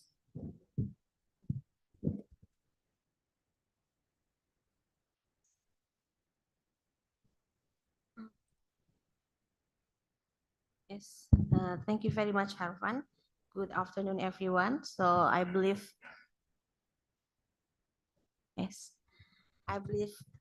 many of you have listened to my presentation this morning. So I'm trying to be more highlighted into the outcome of our activities of the working group 4. So the working group 4 is related to the improvement dissemination methodologies of earthquake and tsunami information. So in this case, there are several activities that had been conducted by our working group. The first one is reviewing the existing local DRR plan. It is included the information flow of earthquake and tsunami information, tsunami warning, from the national level to the community at risk. And for this, we went to the project area, that is the Cilegon and Palu, to to spread the questionnaire and asking information how our stakeholder could access the information from BMKG, and do they understand with the information that released by BMKG. And then the activities number 2 is we upgrade the content of earthquake information and tsunami warning. It is mostly, I may say, it is focusing on the content of the warning receiver system new generation. So the warning receiver system new generation is our instrumentation that we install in our stakeholder, that is the local disaster management organization. And this instrument could receive the earthquake information and tsunami warning from BMKG. So we would like to,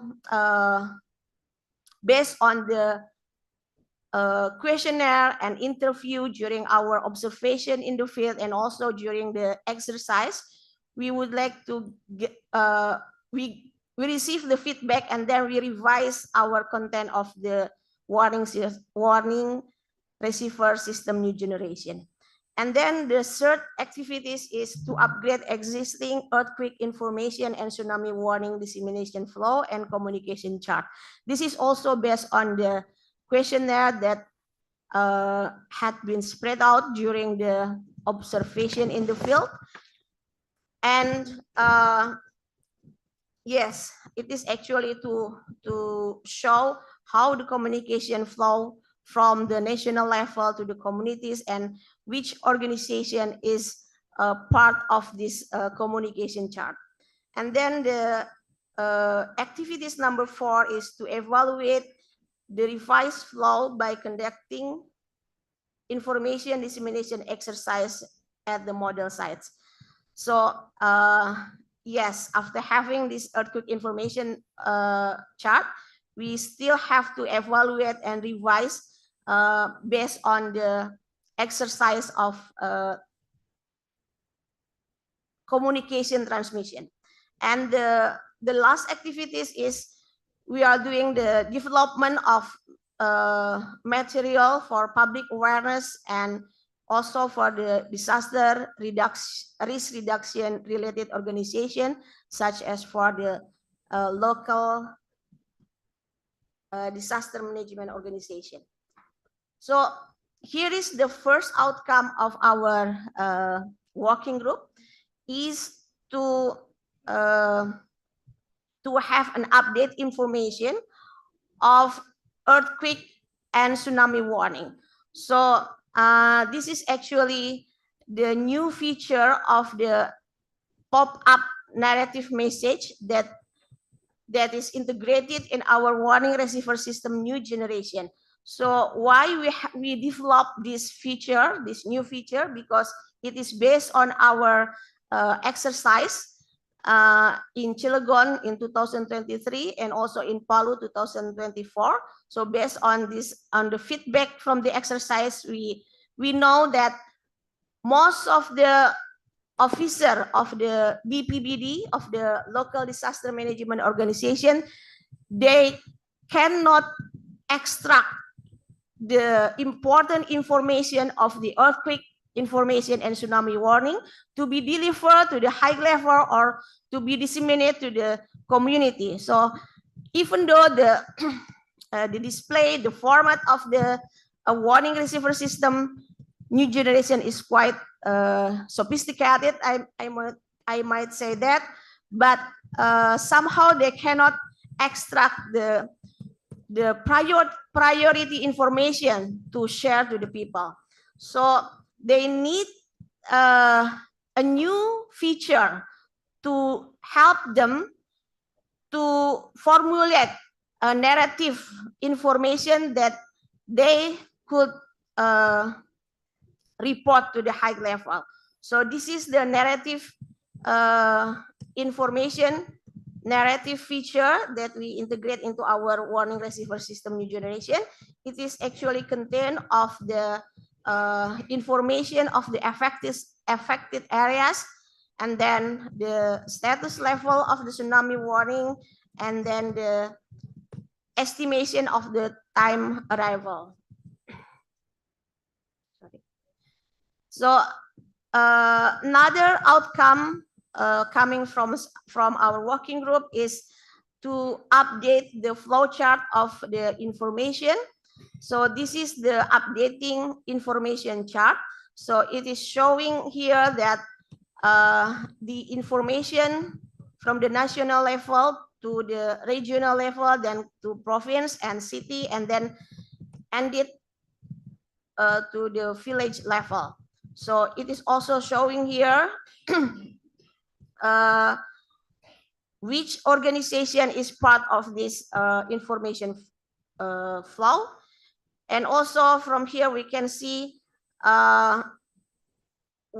what is the source of the data that we get to then analyze the information and then to inform to the stakeholder, to the recipient. And then this is also another updated information flow. It is actually the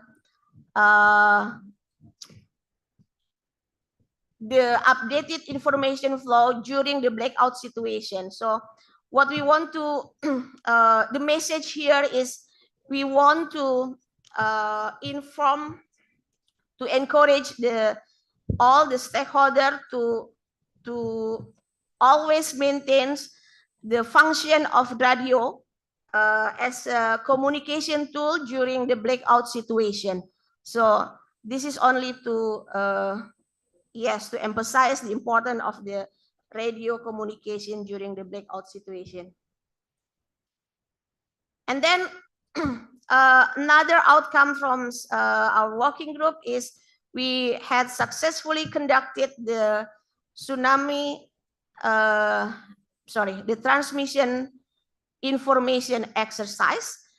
The first one in Cilegon and the other one, the second one in Palu.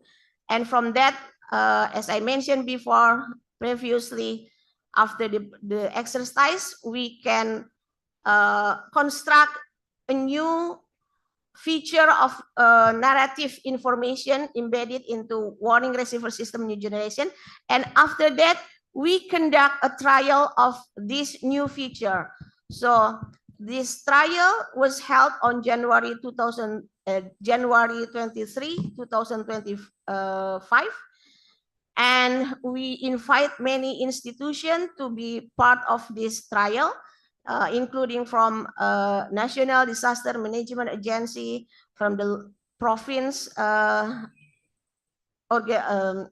Disaster Management Agency, and also from the city of local disaster management agency. So mostly from their feedback, they are very happy with the new feature of the warning receiver system new generation, that is the narrative message of earthquake information and tsunami warning, especially the tsunami warning. But still, this product in the context of trial, so we still have a homework to make sure that this feature could be integrated into our operational system. So the fifth outcome from our working group is we also had successfully developed a material, education material. There are two kinds of education material. The first one is for disabilities person, and the other one is for local disaster management agency, for the RR agency.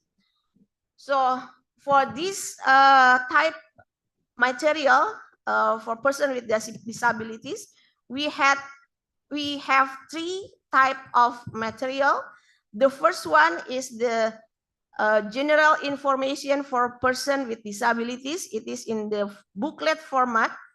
And then the second one is the book for education material for the impaired person, for the people with for the blind people. And we formatted this education material in braille text in a large print as well. And then we also have education material for deaf people. We have a video with sign languages. So it is very, I think this is very significant outcome coming from our working group. So if you want to learn more detail about this material, you may scan our barcode here and you can download the material of this education material. So it is consists of how they should respond to the natural warning and how they should prepare before the earthquake, during the earthquake, and after the earthquake. Mrs. Suchi, you have 5 minutes left. Thank you very much. So then the other outcome, education material for the RR related agency, we had create a simplification of the communication chart, because somehow we know that it is not easy to learn from the very comprehensive information flow. So we try to make it simple, and it is also part of our education material for the local disaster management organization. And the last education material for the RR related agency is, you may see here, we put the poster in your left side and right side there. We develop a poster of education. They should understand the timeline of the warning information, and also we try to acknowledge them with the information of the modified Mercalli intensity, the intensity information, which somehow they always ignore about the intensity information coming from BMKG. They much more focus on the magnitude, the earthquake parameter, rather than the intensity information. And then there is also a poster related to the manual of the warning receiver system new generation, because we already developed a new feature of the narrative information. So we think that we also have to have a new guideline on how they could extract the information from the warning receiver system new generation. I think that's all from me. Thank you very much. Okay. Thank you very much, Mrs. Suchi, for your presentation. So we just listened about the improvement on the way BMKG delivers our information to the customer, which is the stakeholders and the general public, like new features, new warning chain, new dissemination materials that we expect them to help us quicken the dissemination process and help everyone to understand our information better, faster, and easier. Okay, so it turns out we have plenty of time for Q&A session. So for those of you who have questions, please raise your hand, state your affiliation and your name, please. The gentleman over there, please.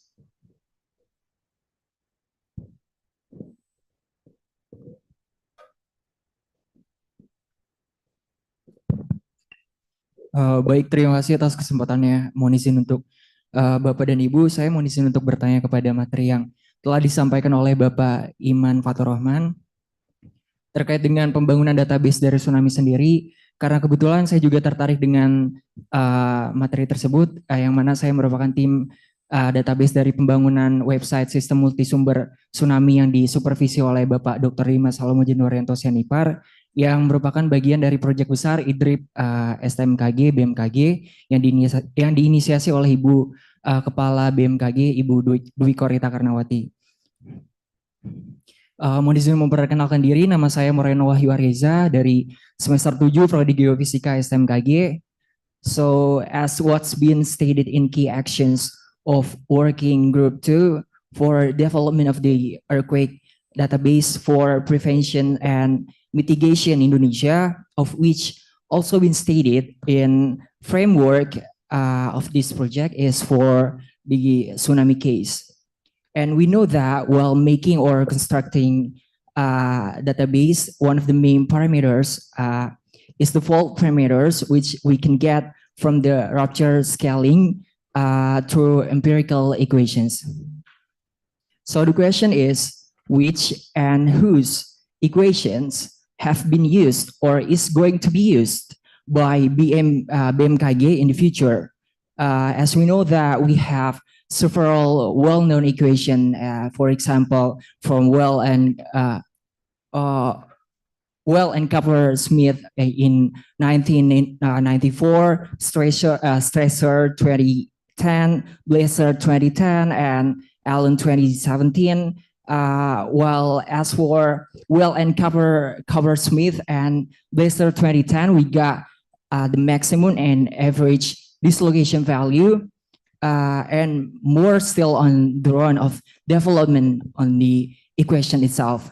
So which one and what is the consideration of that empirical equation that is going to be used by BMKG? Thank you. That's my question. Okay, thank you. So the question is about the scaling laws that been used in our Tsunami database, right? Yes, yes, right. So I think Mr. Iman and Mr. Bayu can answer these questions, right? Okay, so please. Okay, thank you, Mas Reza. So your question regarding the which equation we use for simulation the tsunami. Actually, we have two tsunami calculation. Yeah, I mean the basis of tsunami simulation using on-fly simulation using EasyWeb and also use the Tsunami. So both of them, the input is coming from the magnitude. Yeah, the magnitude from SISCOM, and then from the magnitude we try to take the area, the source of tsunami, which is use scaling law from Wells and Copper-Smith. Yeah. So from TOS is already automatically use Wells and Copper-Smith, and the operator only check the result based on the available scenario. Okay. So perhaps Dr. Bayu has additional answers, perhaps? Okay. Okay. So are you satisfied with the answers? Or do you have any additional questions, perhaps? Oh, okay. So as for the well covered Smith, as far as I know, the length of the rupture and the dislocation value give the best or maximum value. But as for the width of the rupture value, it doesn't really gives us the maximum value to take into the consideration. So is it possible for BMKG to mix up, as for example, we use well and cover Smith for the length and dislocation and other empirical equation to take into the consideration of that parameter. Is that possible? Yeah, I think it is possible. Currently, we develop the merah putih processing system. It's also developed by university, yeah. And I know that the scaling law also use Wells Coppersmith, but we can change, yeah, to another scaling law. But for the study that and also our experience with this scaling law of Coppersmith also still relevant to the, if we compare the prediction of simulation with the observation. I think it is still relevant. Yeah. But it's okay. I think it is one input from you. Thank you so much. Okay, thank you for the answer, Mr. Iman Fatur Rahman. Okay, thank you. I think that satisfies the gentleman's question. So next questions. Please raise your hand and state your name and affiliations. Okay, that gentleman over there, please. Baik, terima kasih atas waktu yang diberikan. Pertama, pertanyaan ini untuk Bapak Iman Fatur Rahman. Izin untuk memperkenalkan diri, nama saya Rehan Hadiayan. Saya dari semester 7. Izin, I'm interested about formula magnitude BMKG. My question is, the formula BMKG magnitude is only used for tsunami? And my second question is it possible to use the formula for seismology activities, maybe for the future? Thank you.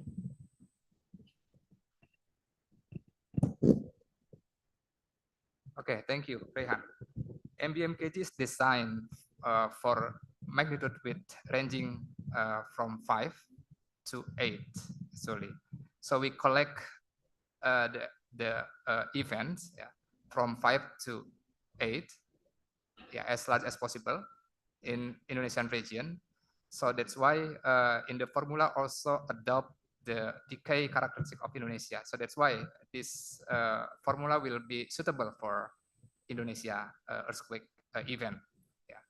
And so it means this magnitude or MBMKG is not only for tsunami, but also it's useful for earthquake information, because we have responsibility to share or to release the earthquake information within 3 or 4 minutes. We can use this magnitude, which has many advantages. One is calculate from strong motion, and you know that strong motion is not clip, even the station is close to the epicenter. And then also the decay correction use relevant to the Indonesian characteristic structure. And we use only the nearest station until 6 degree. So it means we can get the parameter of the earthquake as fast as possible. Yeah. And you can see from the result in 1.5 minutes we can get the stable magnitude compared to MW. Yeah, thank you for the question. Does the answer satisfies your questions? Okay. Yes. Okay, thank you. So is there anyone who want to ask questions? Probably to other working groups, perhaps. Oh, okay, please, Mr. Ian.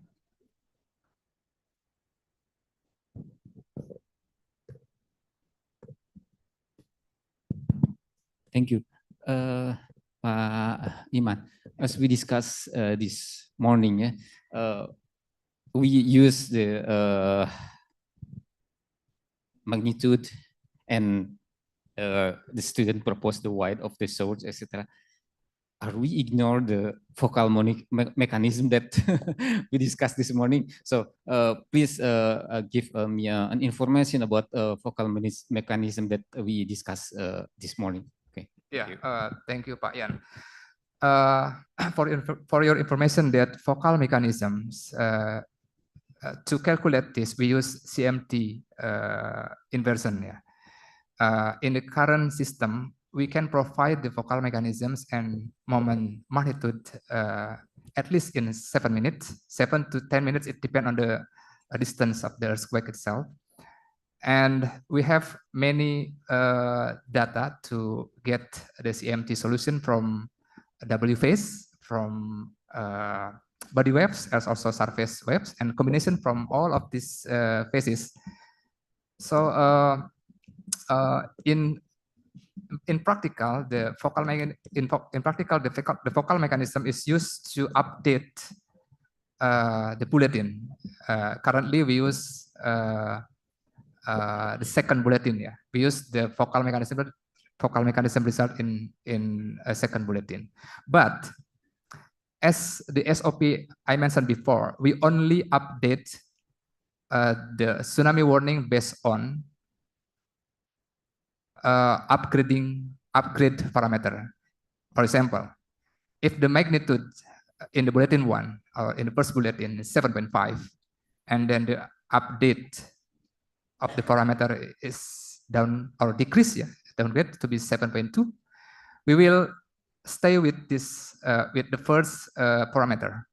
We don't update the first parameter. We just stay with the 7.5. Because why? Because we don't know the uncertainty in the field. As our lesson learned in Palu earthquake, because the communication is failure, the network of the communication is failure, and we don't know, we don't have any information from the field whether the tsunami comes or not. And it happened. The landslides occur after the earthquake, and it is increased the tsunami height. But you know, we have update the parameter actually decreased from 7.8 to be 7.5, I think. The warning level, the maximum warning level at the first bulletin is siaga. It means the warning 0.5 to 3 meters. But then we decrease with a new parameter, 7.5, and the warning level is all is advisory. But in the reality, the height of tsunami is above of 5 meters, I think 7 meters or 30 meters based on the surface. So if we did like in Palu to the another case with the potential to non-seismic event also happen at there, it will be many casualties happen because of the updating downgrade parameter. I think we learned from JMA. They also share the information of the warning based on the 7.9 in the case of Tohoku 2011. But then, because the domestic broadband is clipped and they only get the data from domestic broadband, the magnitude is not so big, yeah, only 7.9, but the reality, the magnitude is 9.0, and you know, there is underestimation in tsunami warning. So we would like to avoid this happen in the future. Thank you. Okay. So does that satisfy your questions? Okay, thank you. Okay, so I already have some questions coming from online participants, and this one's is question towards, once again, to Mr. Iman and to Mrs. Suci. So the question is coming from someone from Bandung observation stations. So the first question to Mr. Iman is, has BMKG's magnitude calculation already considered the local velocity? Okay, would you like to answer? Local velocity. Yes. I think in the in my slide there is no parameter of velocity. No velocity parameter. Yeah, to calculate the magnitude, it's only need ammax, yeah, amplitude maximum, and also the hypothetical distance. It's only this variable, I think. So you don't need any velocity data to calculate BMKG magnitude. Velocity model is used to calculate the hypocenter parameter. Only to hypocenters. Yeah. Okay. Okay. So the next question to Mrs. Suci: has the updated WRS narrations been implemented and updated on all WRS instruments? Yeah. The short answer is not yet. It has not been implemented yet in our operational system, because we think, even though we already had the feedback from the local disaster management agency, but we think we should have also insight from the university or other expert to develop an appropriate narrative for the local disaster management agency officer to get the very important information coming from our earthquake information and tsunami warning. Okay. So do you already have the time frame or the plan when it's going to be updated on all our instruments? We still discuss. I think the first plan is to have another to get another input from other parties, for example, from the expert, not only from the stakeholders that receive our early warning system. Okay, so not yet updated, but it's going to be updated sometime in the future, right? Okay. Does anybody in this room has another questions, perhaps? Maybe I would like to add a comment from from Rehan or from Reza. Yeah. This is the answer from working group 3 members from Arif Nurohim, that there are no big different results for the tsunami effect from the different scaling law. The big effect is come from bathymetry or topography. I think you can access the paper I will share with you, the study about the scaling law. Okay, thank you. So does anyone here has any other questions? I see Mrs. Weniza back there has some question. Okay.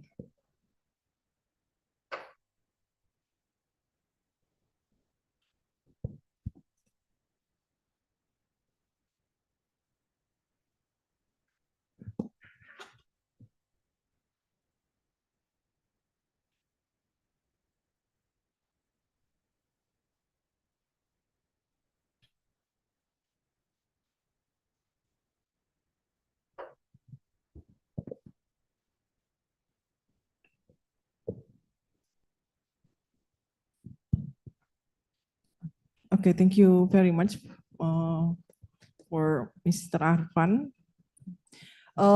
Yes, in this regard, I would like to add some point related to working group 4. Actually, as a member, working group 4 is very have a big challenge, since working group 4 is facing to the external stakeholder. It means that all the input, all the outcome, it will be related with not only for Indonesian internally, I mean for BMKG, but also it's very has affected to the outside of BMKG. So the point is related with the outcome, especially for the product of the WRIs is actually still dummy system, but then it's we are waiting for direction from our deputy or also director to launch this dummy since we haven't good input that this dummy very has effective to the stakeholder. So the other point is related the exercise. It also be possible to us to develop to others regions, not only on the Palu and also the Banten, but this exercise means focus only to the communication exercise. So this very effective, very important exercise be good to implement it to others region, to others city or district. Since we only want to know how the information from BMKG to the stakeholder, which is understanding or not, which is the communication is going well or not. So this is also be good and be opportunity to others region, to others district and city to also implement this. So this is the points related to the working group 4. So we think it is good opportunity to us also to enhance this outcome. Thank you very much. Okay. Thank you, Mrs. Waniza, for your additional comments. So basically, the new features on WRS is still on development process before it can be fully updated and installed in every BMKG's instruments. Okay, so I think we have one more questions coming from online participants. For Mr. Urip. Mr. Urip, can you hear my voice? Yeah, your voice Okay. is very clear here. So there's a question for you about the sensor calibration. Is there any update of sensor calibrations guidelines in BMKG? Yeah, thank you very much for the question. This is from the BMKG regional from Bali. Actually, what we are doing in working group 1, this is the list of the SOP that we are together with the ST, also the DIK, to update the SOP. Actually, BMKG not really zero without SOP. Actually, we have once, but we try to update it. So, for example, the calibration, it means it on the list of is on the group of the corrective maintenance. On the group corrective maintenance, we also here the point D, how to calibrate the sensor with the digitizer when an abnormal waveform is observed and found to be out of operation. This is also to include in this one of the SOP in the corrective maintenance. And this is, I think it's in this, on the Pasaripan Pacific also there is a participant from the DIK. Maybe Mbak Titi Lestari can add more detail about this. Mbak Titi, please. Mbak Titi is one of the member of the working group 1. This come from the DIK, Directorate of Instrumentation and Calibration. They also involved during the establishing or to updating the SOP. Okay, please, Ms. Titi, would you like to add to what Mr. Urip has said?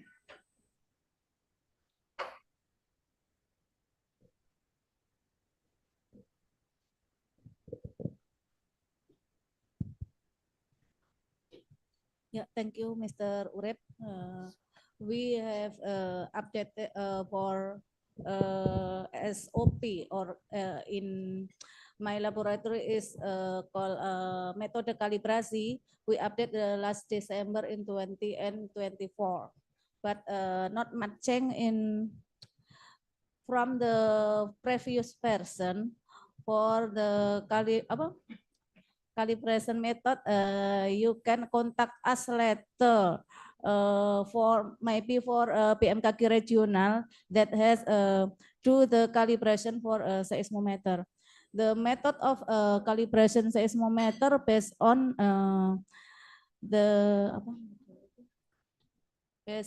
the type of or model of digitizer maybe. We can use sine wave calibration using digitizer on. We can use absolute calibration using calibration table like that. Maybe that's all, Mr. Urip.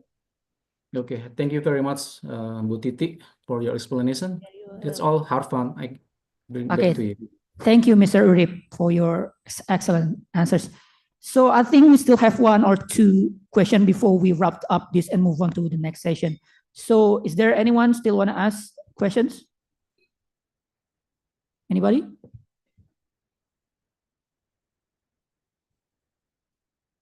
Okay, so if there isn't anyone that want to ask, so I think I want to ask some questions to JICA members, probably to Mr. Furuta. Okay, so I have a little bit question actually. So, you know, this improvement project has been going on for, I think, 3 years, right? And we have achieved so many things, but I don't think BMKG will stop at this point.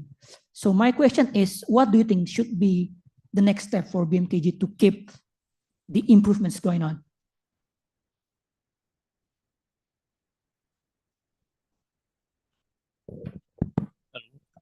Thank you for your question. So in my presentation and also in the JCC meeting, so we talked about what is the key action to achieve the overall goal. So through the 3 years project, so we got a lot of the achievement in consideration of the indicator of each activities. But I think we think it is just a start to improvement of the information dissemination of earthquake and the tsunami warning to the public. So I hope at least key activities, key action I mentioned in my presentation will care by each representative of BMKG officials to enhance of the to increase of the outcome from this project. Thank you so much. Thank you very much. Okay, we still have time for one more question. Does anyone still want to ask some questions?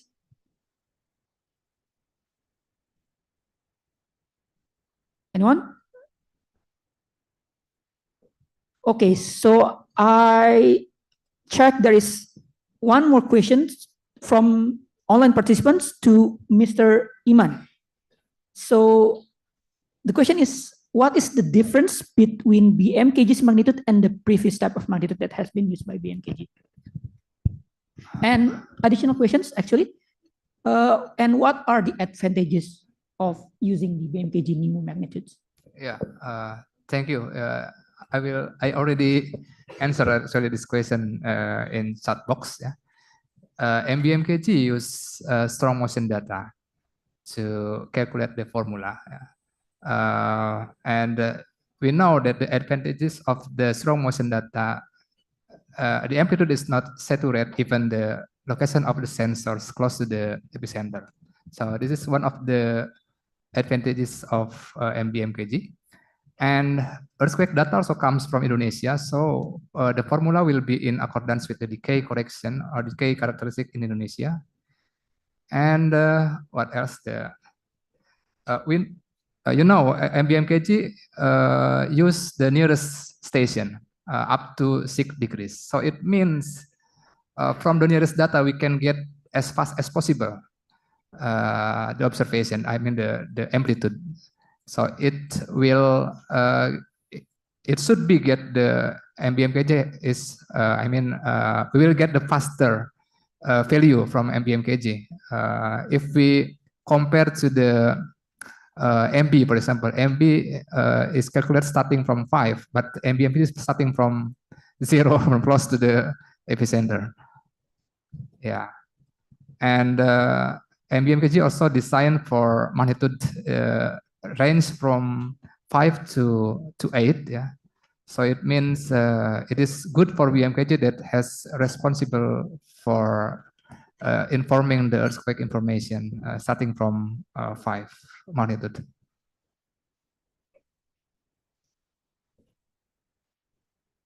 Yeah, currently the progress of development of new method formula is already in trial, trial phase. We already install in the BMKG, and we are waiting, and we evaluate the result. And one of the obstacle that currently we cannot use strong motion, strong motion data, because SESCOM has only can calculate from one location only for one sensor. So that's why we need a scan log to implement this magnitude. Without scan log, I think we cannot use currently. We cannot use MBMKG. So that's why we need our support from our boss or leader to give us permit to provide the scan log. I think Bu Deputy as well as Pak Director give us permit and support to implement this type of magnitude. Thank you. And this is our pride, Indonesia pride. I think we have MBMKG. Thank you for your answer, Mr. Iman. So I think that's wrap up our Q&A session because this time is already running out. And for those of you that still want to ask question, perhaps please type in your question in the chat box and provide your email so we can send the answer to your email. Okay, so once again, I want to say thank you to all the speakers here for their very amazing presentation. So please give big applause for them.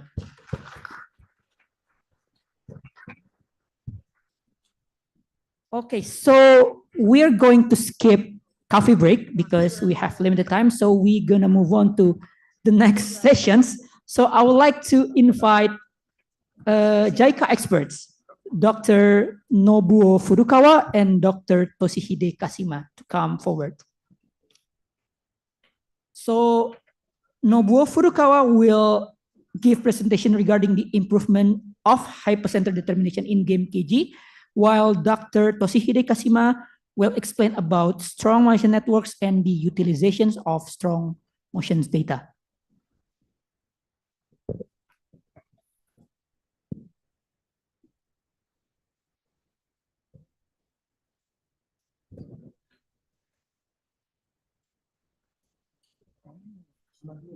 Yeah,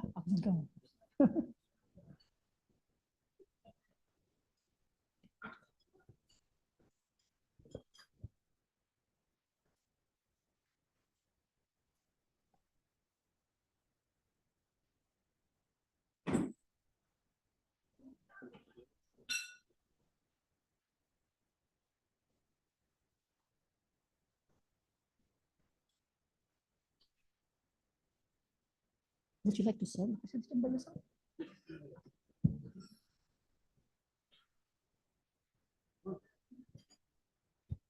Oh, you need mouse?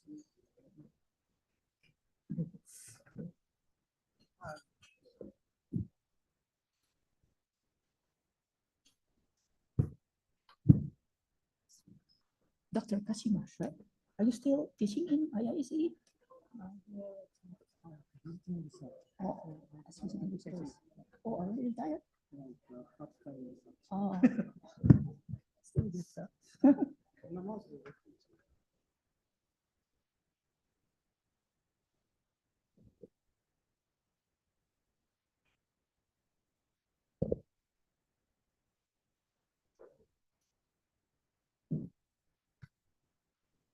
Okay, I see everything set up for you. Okay. Okay, so Dr. Furukawa, you have 15 minutes to deliver your presentations. Please.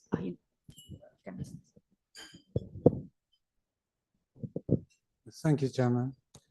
So my topic is hypercenter determination.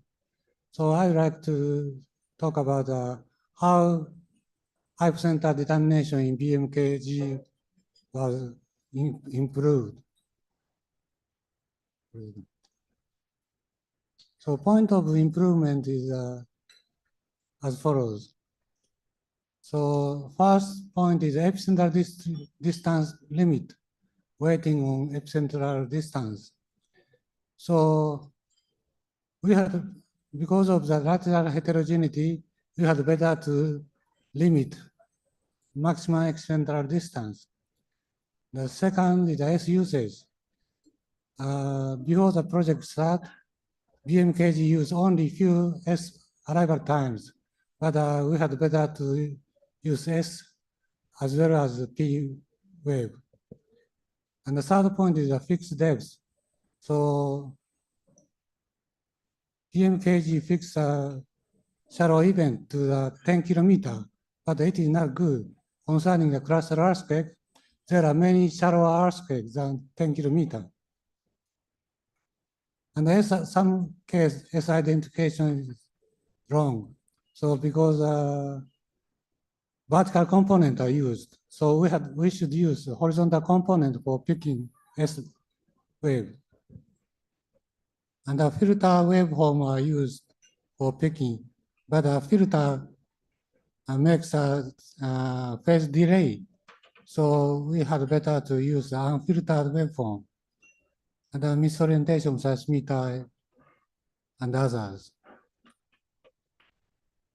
So at the beginning, I'd like to show you how was the location improved through the project. So left-hand side is the earthquake along the near the Java Island, just before the project started, January 2022. And the right-hand side is January 2024, 2 years later. So let's compare the seismicity. So vertical cross-section is shown along the A and the B. So it is clear that left-hand side, let's see the encircled area, some earthquakes are located within the circle. But right-hand side, there are no earthquake located. So we can find a clearer mantle wedge. So this indicates hypocenter accuracy is improved. So generally speaking, mantle wedge is aseismic. This is an example of the northeastern part of Japan. So we can find a very clear aseismic mantle wedge. So this pattern is seen in the later seismicity map. So this demonstrates your location will improve through the project. So second example is another period. This left-hand side is February 2022. This is also before the project started. The right-hand side is December 2023. So we can find subduction of the Australian plate. So, but before project started, subduction earthquake are scattered largely. But after 2 years, so scatter becomes small, less scattered subduction earthquake. Hypocenter concentrated. And the second point is shallow earthquake. There are many shallow earthquakes, less shallower than 10 kilometers are located nowadays. But previously, many of them are fixed to 10 kilometers. So this map also indicates the location improved. So checking your location, we propose a rule for BMKG hypocenter determination. So first point is I use only station whose special epicenter distance delta is less than 2 degrees. Second, remove use only station whose delta distance is less than 3 degrees. If an epicenter is in ocean or in case of a deeper earthquake than about 30 kilometers. Third, if a number of readings is less than 20, add distance stations. We have better to use 20 or more stations. Fourth, read all P and S waves initial motion at station within the range. Note that the vertical and horizontal component seismographs should be used to read P and S initial motions respectively, because S is predominant is a horizontal component. If we use a vertical component, S to P converted wave will be picked. Fifth, if the depth is 10 kilometer fixed, so originally the BMKG fixed 10 kilometer for shallower event. Determine the hypocenter to fix depth of every 1 kilometer from 1 to 9 kilometer and search for the minimum RMS, root mean square error, travel time residual. The depth that shows the minimum RMS is a final solution. This item is a temporary rule until the determination of the hypocenter depth becomes completely free. So we had better to determine focal depth completely freely. Because there are many shallower cluster earthquake of which focal depth is 10 or less. So I show you some example for the 3 items. So first is the epicenter distance limit. So in the hypocenter determination, we assume horizontally homogeneous media, but the actual structure is a very heterogeneous horizontally. So if we use a further station, effect by the lateral heterogeneity is become large.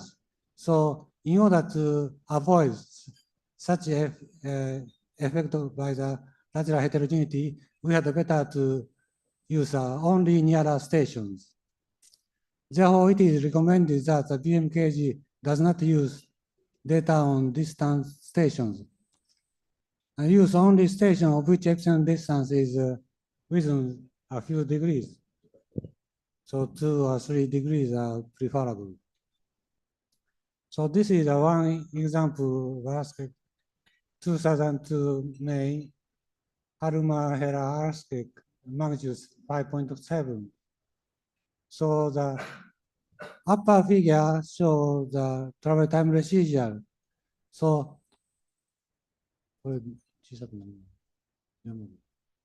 horizontal axis is the epicenter distance, 0 to 47 degrees. And the vertical axis is O minus C. This is observed minus calculated travel time. So they distribute around the 0, but in the nearer distance, say until 5 degrees or so, all of them are negative O minus C. And the shorter the distance, the larger the absolute value of residual. So this is clearly shown in these seismographs. So this is observed P wave. This is calculated P wave. So difference is 4 seconds. Concerning the S waves, this difference is much larger, about 8 seconds. So strong dependence of residual O minus C on epicenter distance at nearer distance. It suggests a shallower depth. This indicates actual focal depth is much shallower and inconstant P and S time, as I mentioned. So my suggestion is use, for example, this example, epicenter distance less than 5 degrees, about 550 kilometers. So nearer distance, no distance dependence. And the value, O minus C value is also small. And actual P time and the calculated P is coincide. And also S, observed S and theoretical S is coincide. No dependence of residual on delta at nearer distance and a small residual, consistent P and S. Now RMS is 0.6 seconds. This is a kind of average O minus C. previously 1.3 seconds.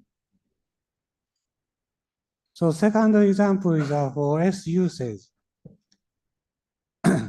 This event was located only by using the peak arrival times. So focal depth was calculated 175 kilometers. So concerning the peak wave, observed and theoretical is not so different, only 1 second or so. But concerning the S wave, observed is around here, actual S is here, but calculated S is here. So about 3 seconds differ.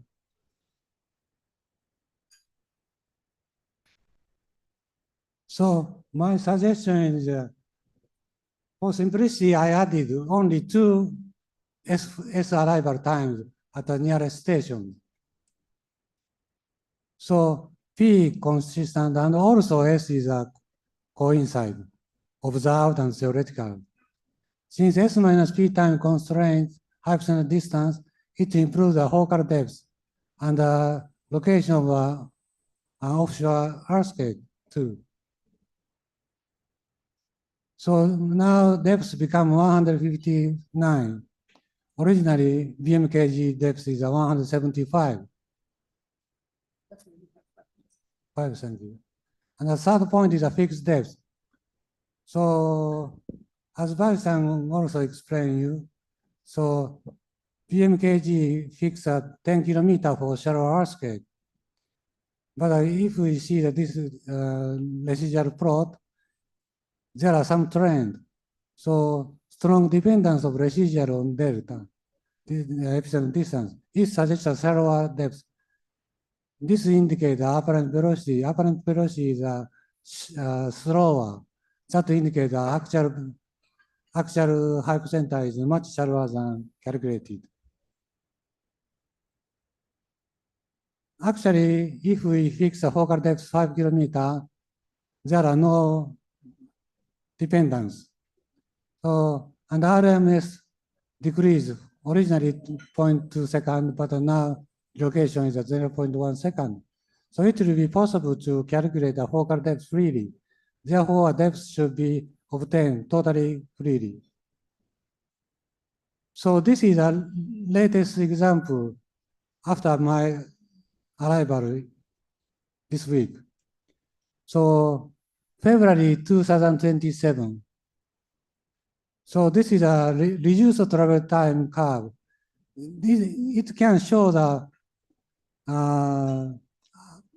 travel time very clearly in detail. So circle dot indicate the P times and the square indicate the S time. So in many stations, both P and S are red. And the focal depth is calculated 7 kilometers plus minus 3 kilometers. So that means the focal depth is not fixed to this depth. So probably BMKG fixed the focal depth is 5 kilometers, right? So many of recent events are located less than 10 kilometers. So this indicates the improvement of the location. So toward further improvement, so I show you some example. There are one earthquake apart from other events. Off the trench axis, one deep earthquake is located 57 kilometers. But at that time, BMKG used a station until 24 degrees. But if we limit the station until 5 degrees, focal depth become 10 kilometers. So this is consistent to tectonics. The second example is a Java earthquake, magnitude 5.6.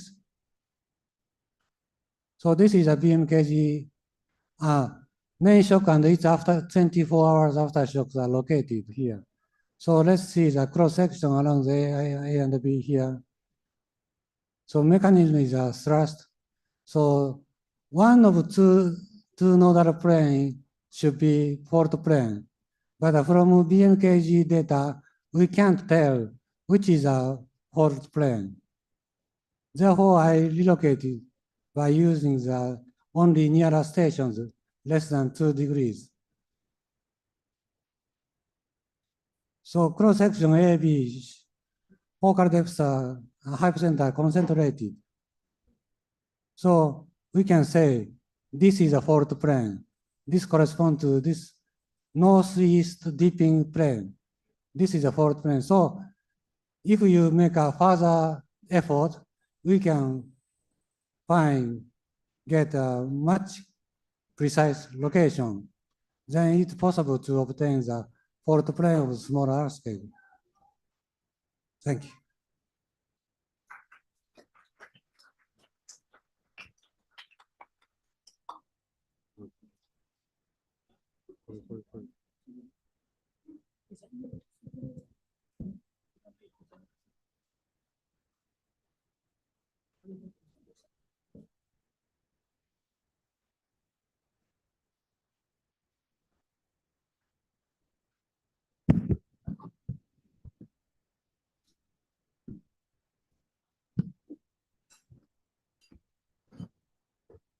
Okay, let's move on to our next presenters from Dr. Kashima. Please, Dr. Kashima, you have 15 minutes to deliver your presentation.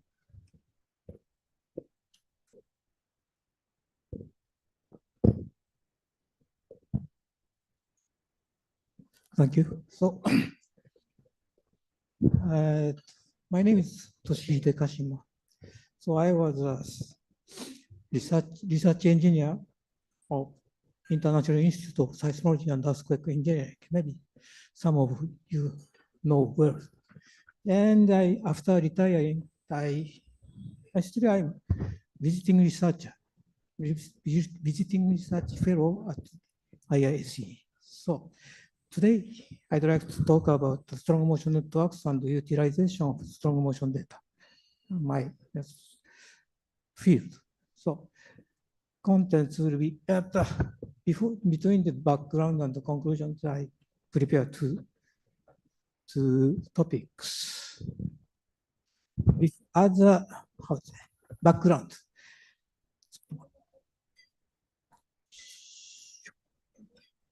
So I think maybe you are in the field of the seismology, and maybe some of you will be in engineering seismology. So my field is earthquake engineering, left-hand side, and anyway, both was in those fields. Maybe we need to observe some seismic waves.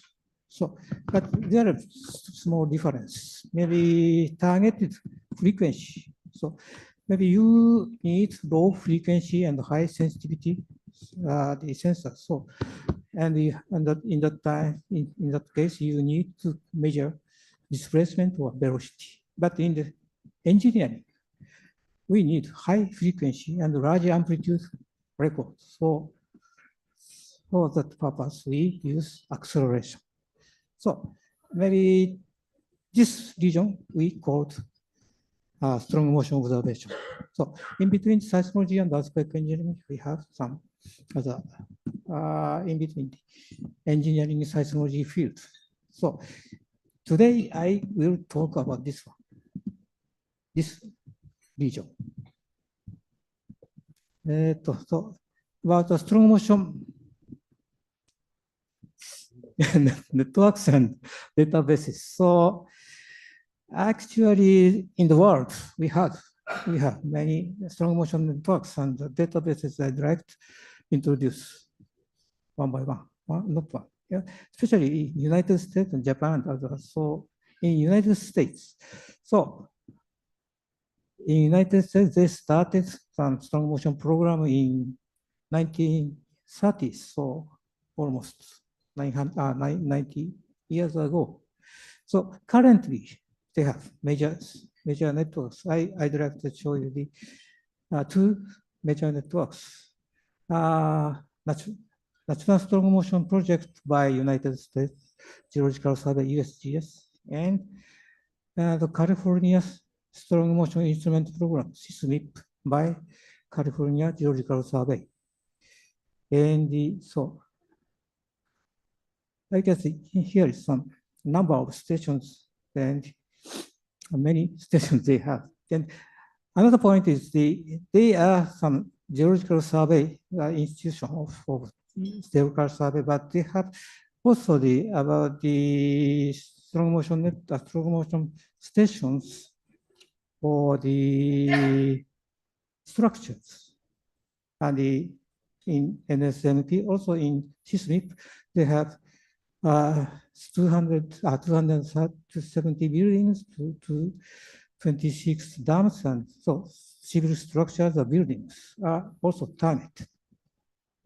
And data, strong motion data are recorded in those networks can be downloaded from this site, Center for Engineering Strong Motion Data, so CESMD.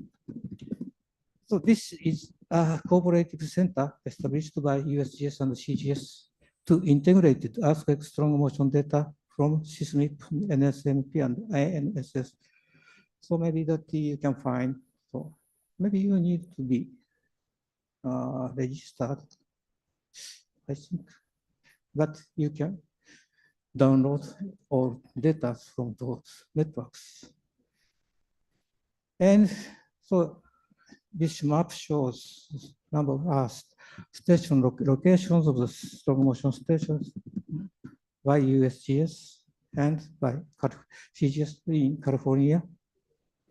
And also the front page of the CESMD. Also another database you can find here called Cosmos. So maybe if you are interested in, please visit here. And in Japan, so strong motion program in Japan began in 1950s. So the current major networks are, so I listed 1, 2, 3 networks. The National Research Institute for Earth Science and Disaster Resilience, we call the NEED, has 2 types of networks, Keynote and called Keynote and KeyNet. Keynote has 1,000 stations with triaxial sensors on the ground. And another one, the KeyNet, 700, nearly, almost 700 stations with triaxial sensors on the seismic bedrock and the ground, so 2 sensors. And so another one is JMA, Japan Meteorological Agency, is operating some seismic intensity meters, 671, I think, covering the whole Japan.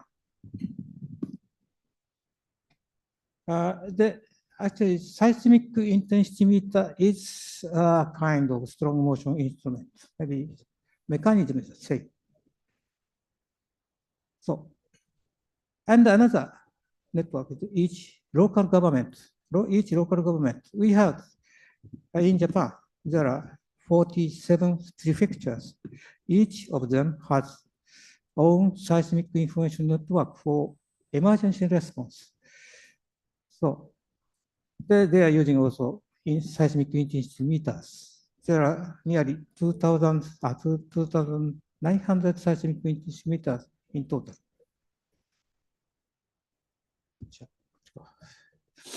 If you plot the stations, you can see something like that. KNet and KNet and JMA and the local government.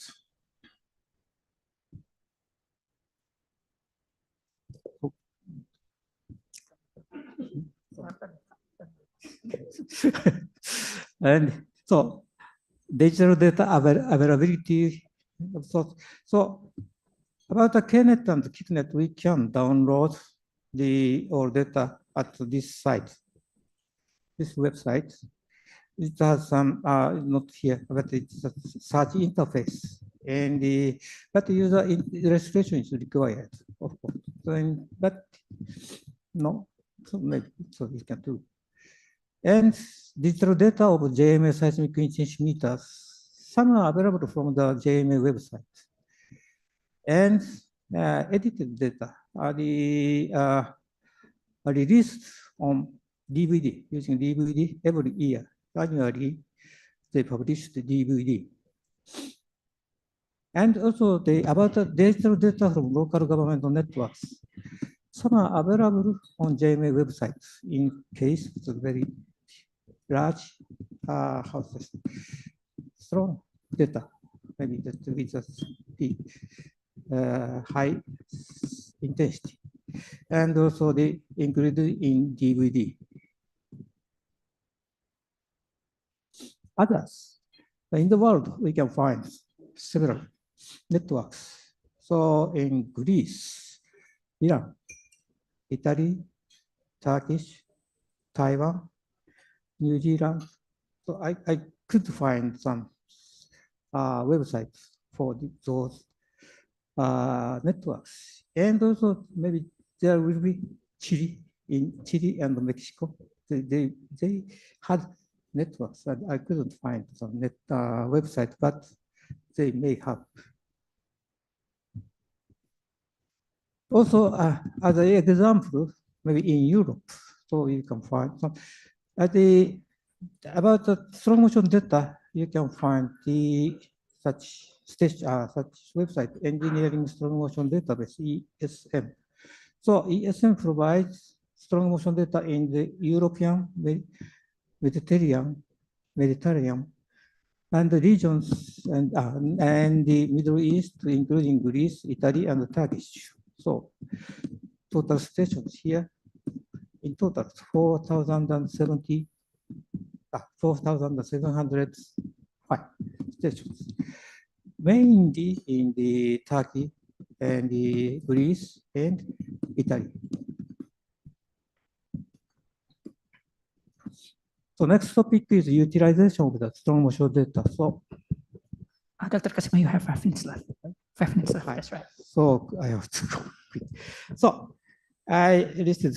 So in my field, we are using some data from the structure, but in here I explain 1, 2, 3 in the engineering seismology field. So seismic first.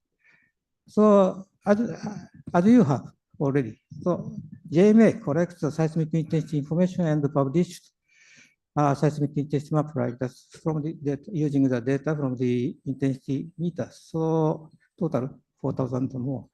And so such map is very important because the prefectures and municipalities convene the disaster management headquarters if JMA seismic intensity is usually 5 lower and higher.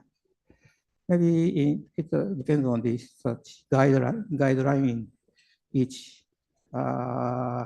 government, but maybe something like that.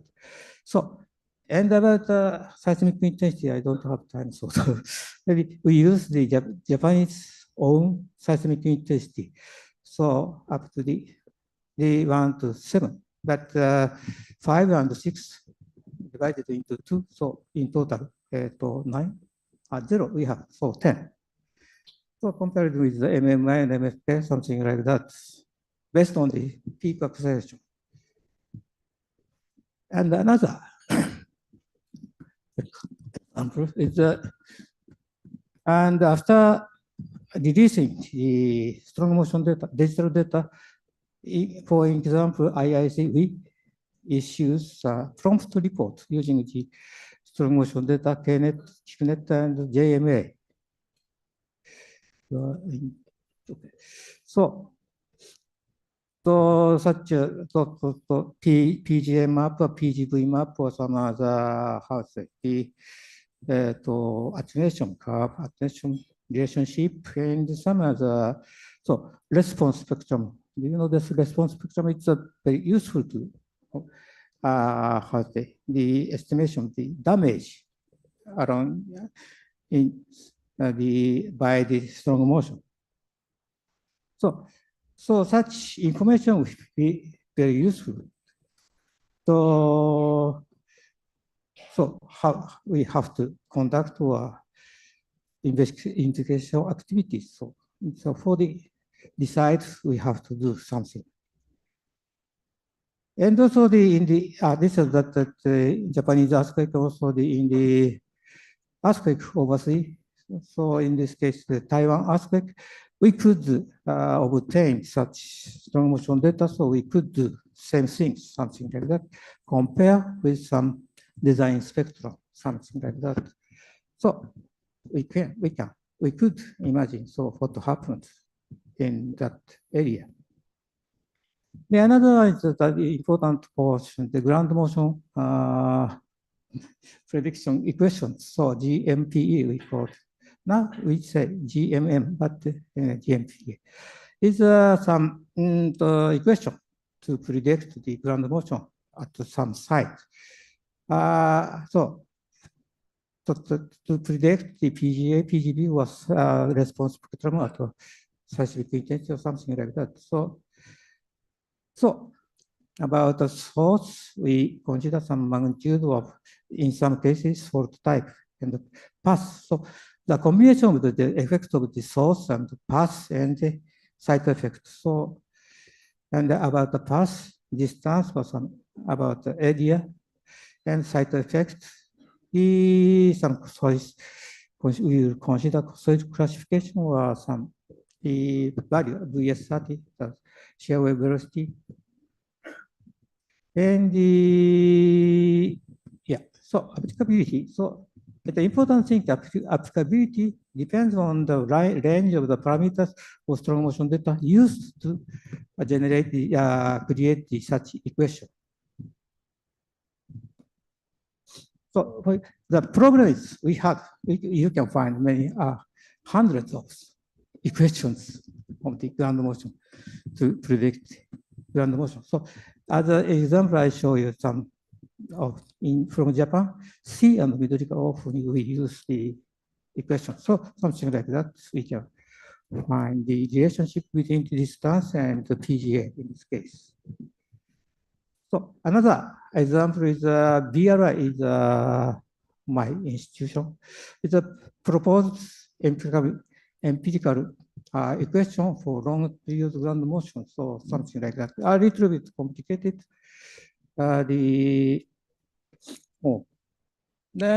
So because that something considering concept plateau effect means with distance and magnitude, maybe there are some limit. So, but I'd like to say, I want to point out using this result. So, this portion, maybe there are some regionality, means using this data and using this such event and such event, there will be some difference in some coefficient. So this one and this one. So that means maybe that we have to consider some regionality, maybe locality. So it's an important parameter. So this shows. So maybe that we validate the effectiveness of this equation, something. So using the Tohoku aspect, to apply this one, maybe we have to consider three events. Then we can get good results for something like that. Observed and simulated. So maybe such equation is very useful. I have no time. So another seismic design in civil engineering. So there are two types of the design, static and dynamic. In the dynamic, we have to consider some dynamic force. So for that purpose, we have to use some way, time history response analysis and the capacity spectrum method, the response spectrum method. In that case, we need to use some strong motion data, something like that, or response spectrum. So for that purpose, maybe we have to have we have to collect strong motion data. And one, maybe. Okay. So last slide. So and the seismic hazard analysis and seismic risk assessment. Often we use it. So seismic hazard analysis is the estimation of the potential earthquake ground motions at the specific location. And using such data, we should do seismic risk assessment, prediction of the probability of building and infrastructure damage and economic losses according to potential result of that. So for that purpose, also we have to use the strong motion data. This is an example of the need, proposed need, the seismic hazard map in Japan. So something like that. So some procedure, select the seismic fault and set some parameter and the correction graph. So in some phase steps, we need to use they use the GMP based on the strong motion data and something. And also several ways we have to use, in some use, we have to use the actual strong motion data or something. So, and also the seismic and the risk, seismic risk assessment fragility, we use such fragility curve to get such curve in some way. We have to use the strong motion data to calculate such probabilistic the results. So maybe time up. So I'd like to conclude the strong motion data networks and data we have studied and the utilization of strong motion data. Various aspects of disaster prevention technology are based on the use of the strong motion data, strong aspect data. So to achieve this, ensure the quality and quantity and variety of strong motion data is important factor, very important. So when you're using a strong motion data, it is important to keep in mind that seismic motion varies regionally. So this is, I want to say, that's the recommendation. Strong motion network of BMKG is comparable to networks in other countries and should be further utilized. So as the first step, it is recommended, I recommend creating the database of the strong motion data, not only the aspects, also database of the strong motion data, even if access is limited, not open yet. So it is expected that BMKG will open strong motion data to public in the future, so to contribute to the aspect of disaster prevention. So strong motion observation is a time-consuming task. So it is important to build a stable system and organization. So that's my topic. Thank you. Thank you, Dr. Kasima, for your excellent presentation. Please give applause to both of our speakers in the front here. So question time. Is there anyone here who want to ask a question about the previous speakers? I saw two people, Mr. Iman and Mr. Sigit. So I think Mr. Iman raised his hands first. So please.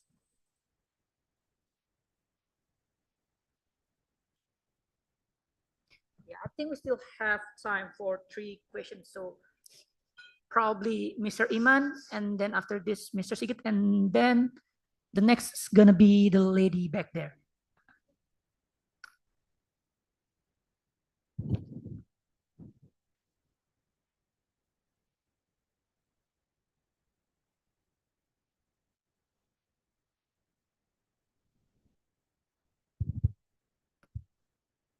Ya, tes. Beneran nggak? Ya, halo tes. Ya, thank you moderator. I would like to ask to Furukawa Sensei. He is my sensei when I was studying in Japan.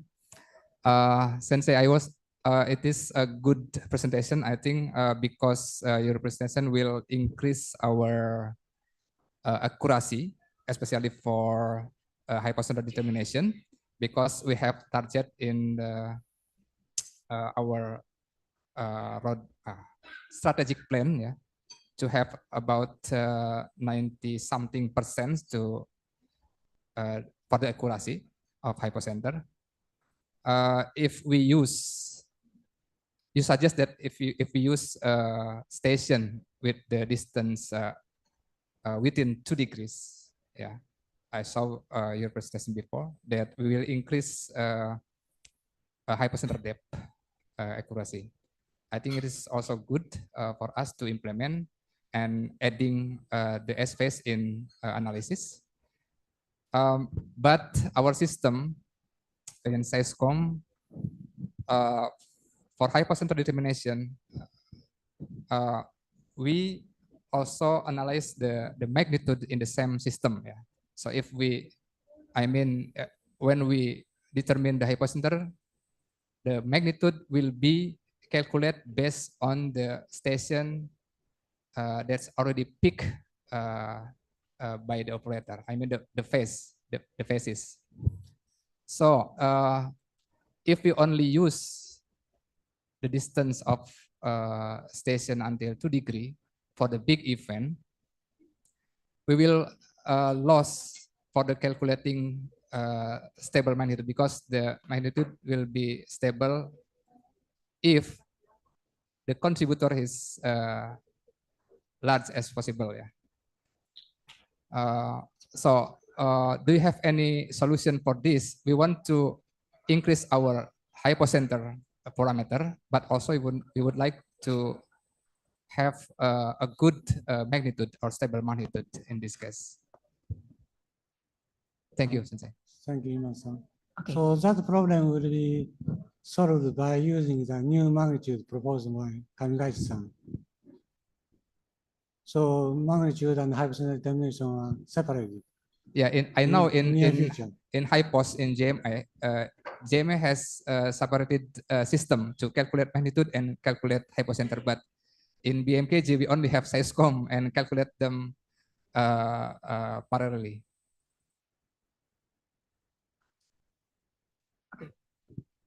Is that satisfies your questions, Mr. Iman? Yeah.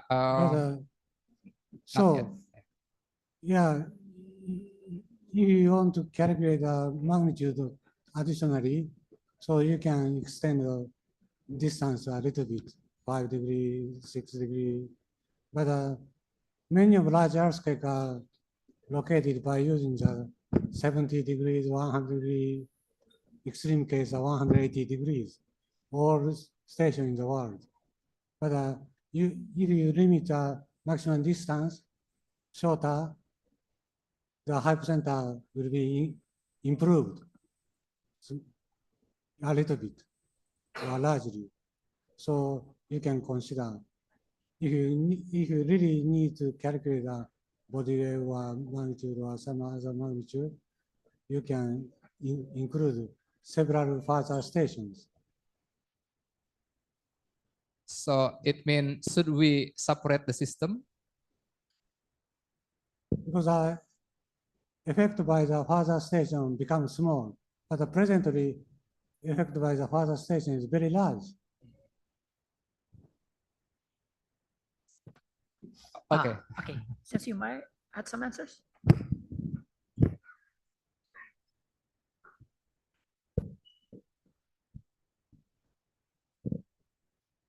Hamada speaking.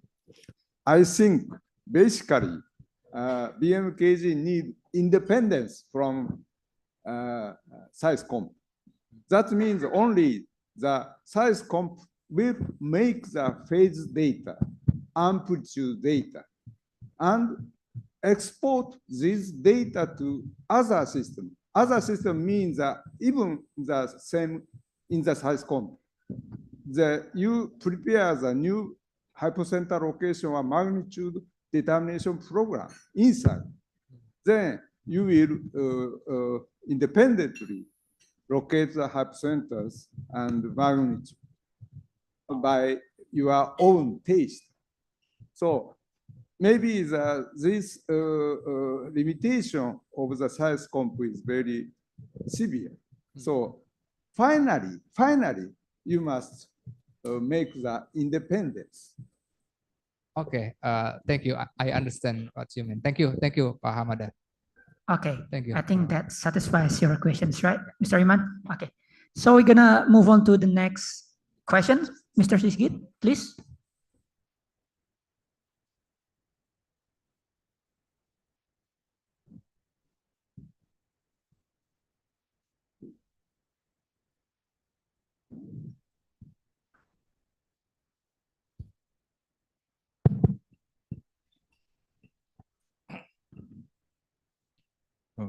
Thank you for the time from moderator. And thank you for your presentation, Mr. Takade-san. I would like to ask related with the ground motion data from accelerometer. The first, I'm very interesting when the BMKG will develop the magnitude BMKG using the strong motion data. The first, maybe this is in my opinion related with the quality of and the characteristic of the strong motion data, and maybe in the velocity data from the seismometer. If we talk about the near source, because if we talk and back to the background where we need the BMK magnitude in the BMKG, so there is and in the we need or the reason there is and in the some the clips or the saturate in the near source event. So in here, how to consider about the characteristic of the near source from the ground shaking or from the strong motion on the velocity, I think the similar about the directivity effect because this will be influenced with the amplitude value from this when the sensor detected of the motion. This is the first question, and the second question related with the when the magnitude BMKG this the built with the background of the needs of the near source, and then we will use to assess the potential the tsunami. This the possible or not, because this is the far distance, and I think when we build the empirical with use the database with the characteristic the near source, and we will build and we will have will get the result is the to predict with the characteristic from the far distance.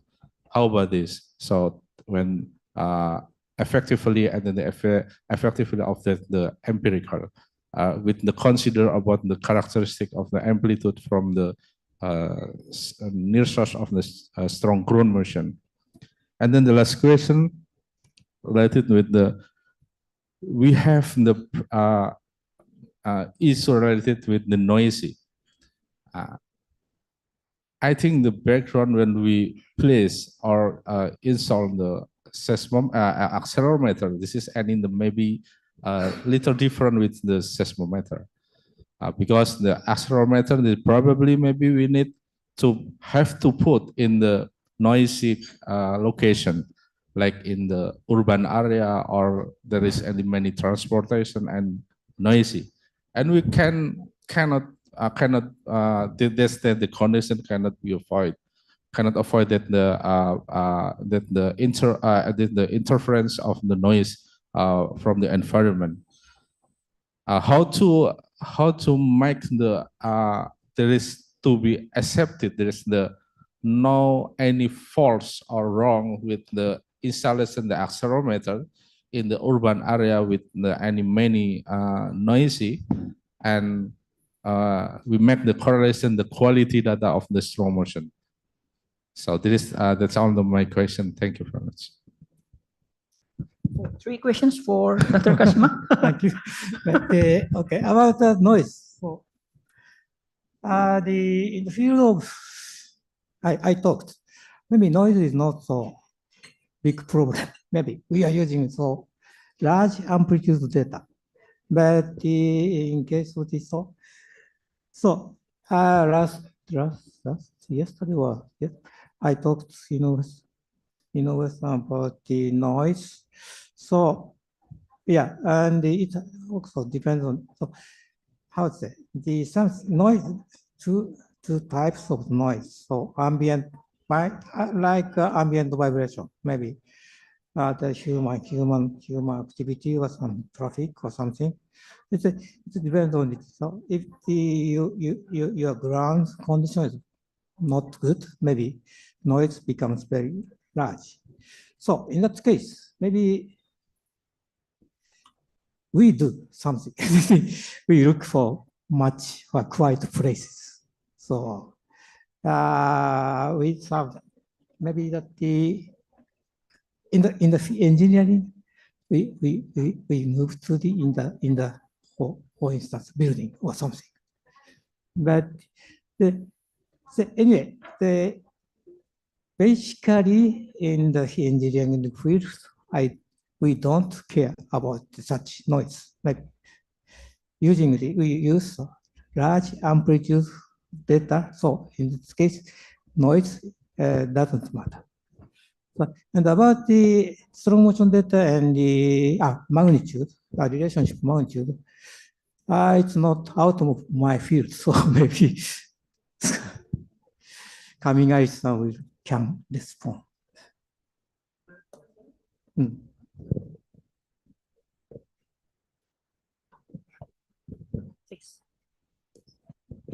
This is Kamigai, just answering to your third question.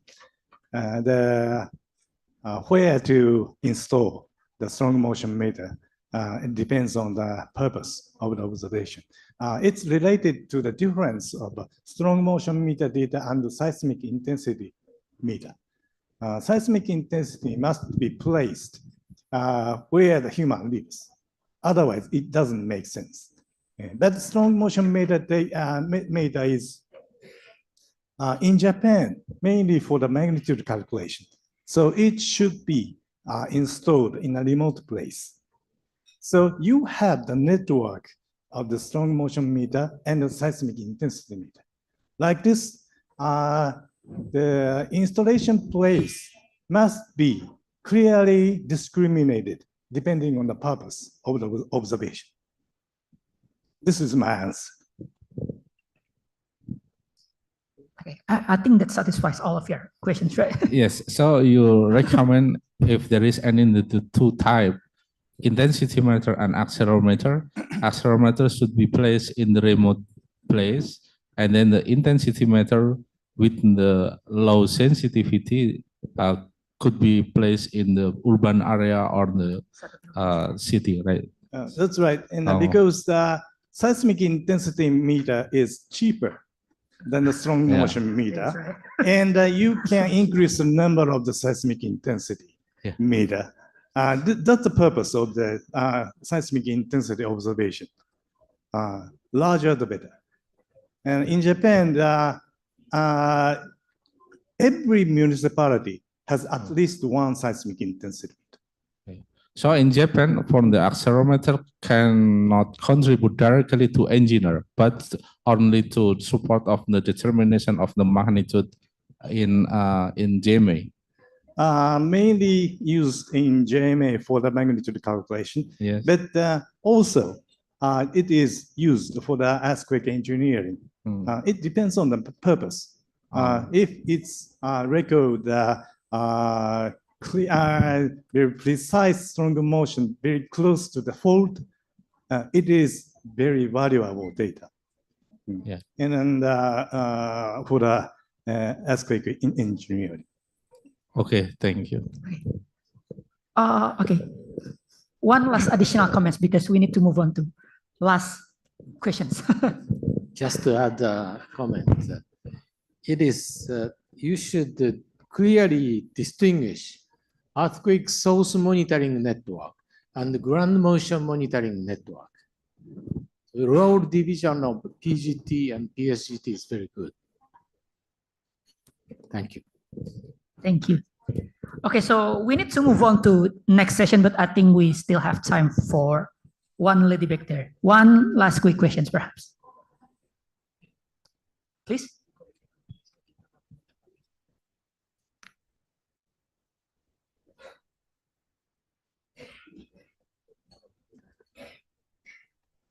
Yeah. Don't forget to state your name and your affiliations, please.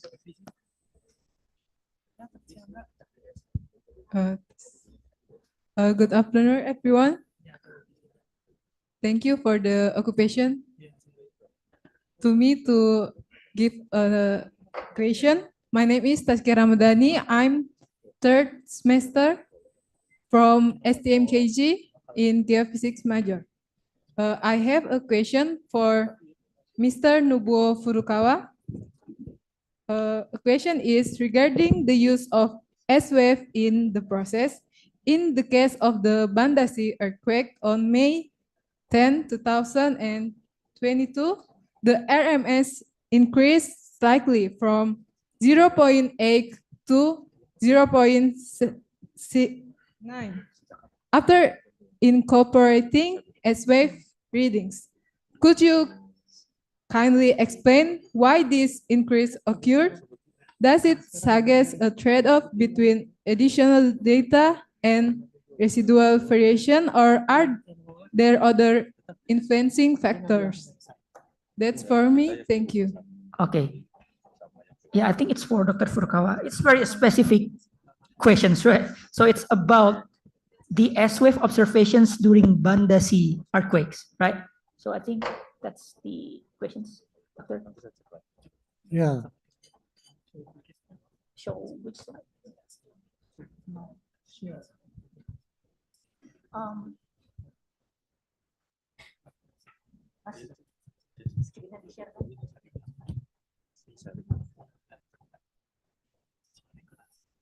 So originally when I used only P, RMS is 0.8, but after increasing the S2 S waves, RMS increased 0.9.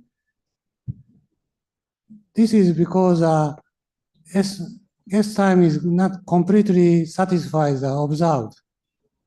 So generally speaking, so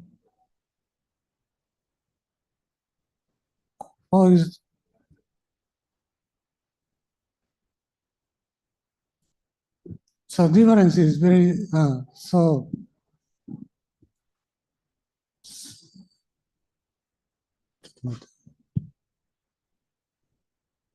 so for example, the P wave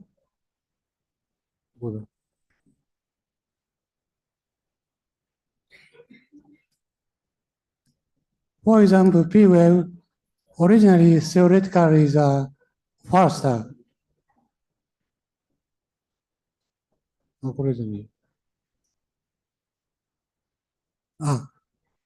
Originally observed P is here, and theoretical is later. But for relocation, this is the opposite. So effect is very complicated. So and a number of lead phases are also different. So we can't directly compare the RMS. So in other words, from RMS value, we can say the minima is better. So we can't directly compare it. So because of local heterogeneity, if we limit the station much shorter distance, maybe residual will be decreased. But the effect by the farther station, this might happen. Is it clear? Does the answer satisfy your questions, or do you have any additional questions? One last additional questions, perhaps. Thank you. I'm satisfied. I saw Mr. Sigit raise your hand. Do you have any question, or do you have any comments about the question? Comment. Please. Yeah. Okay. I just to clarify about the share of the waveform to researchers, and until now we already good collaboration between the university or the researcher, but there is an in the procedure, and they have to do and follow that the regulation, because we have about we have in the regulation, especially for the waveform as the level first of the data in BMKG. So there is any you have to and in the have to provide like the what is it, the cooperation between the two parties, maybe and in the sound and in the researcher to needs the some data related with the how to you utilize of the data.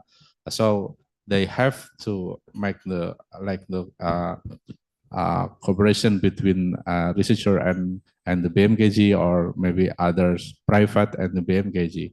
So we make the constraint the utilization of that the data, and then we can use that the data switch the what is the purpose they need about the data waveform from strong motion data. Okay, thank you. Thank you, Mr. Sigit, for your additional comment. So I think that's it. We need to wrap up these sessions because we need to move on for the next session. Thank you so much for all of the questions, and please give applause to our excellent presenters, Dr. Furukawa and Dr. Kasma, please. Okay, you may return to your seats. Okay, so once again, we need to skip the coffee breaks because we need to move on to the next sessions. So I would like to invite, So I would like to invite Dr. Nobu Hamada that will give presentation regarding interactive relation between earthquake database and seismological studies, and Mr. Osamu Kamigaichi that will present regarding envisaged SOP of BMKG to disseminate earthquake and tsunami disaster mitigation information, incorporating the results of JICA project. Yeah. Would you like to share your own presentations?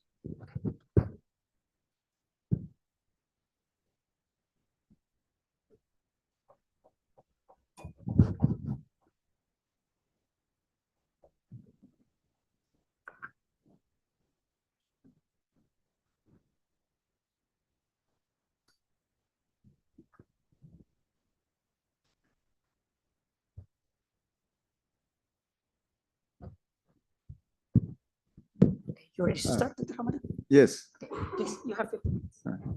Thank you. Because we have not so much time, so I first say the conclusion. My conclusion is very simple. Observed data, seismograms, phase data should not be discarded. These data, there is a possibility almost even 100 years later, these data take an important role in seismological studies. So progress of seismology is supported by the development of earthquake observation, measurement technology, and advance in theoretical seismology and data processing technique like communications, computers. So all seismograms always take an important role in development of seismological knowledge.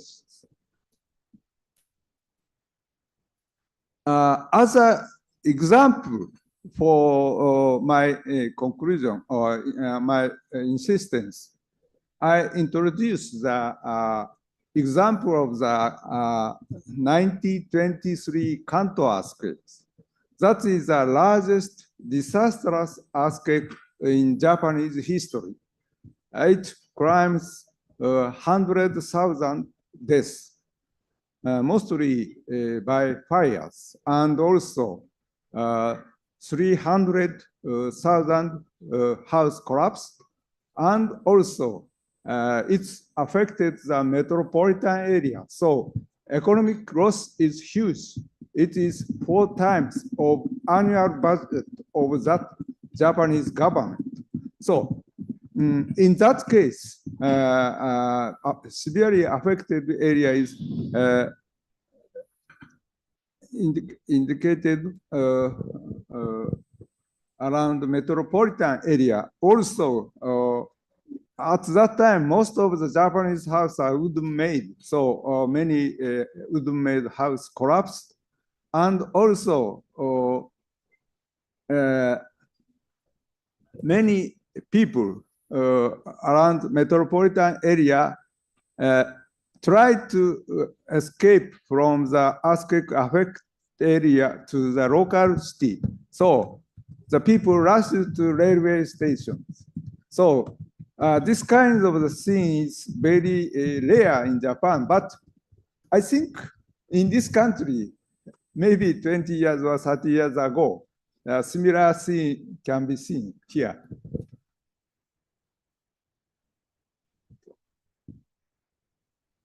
Now, seismological observation still started in Japan. So, like a strong motion seismogram was obtained at the Tokyo University in the center of Tokyo. Also, meteorological stations in the country also recorded many seismograms, obtained many seismograms.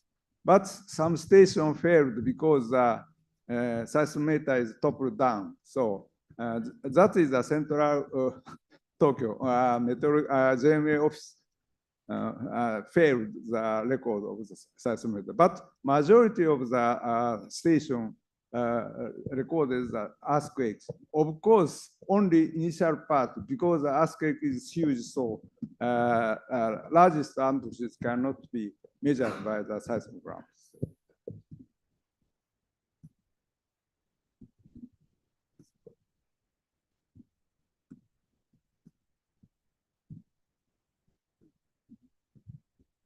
But in 1923, the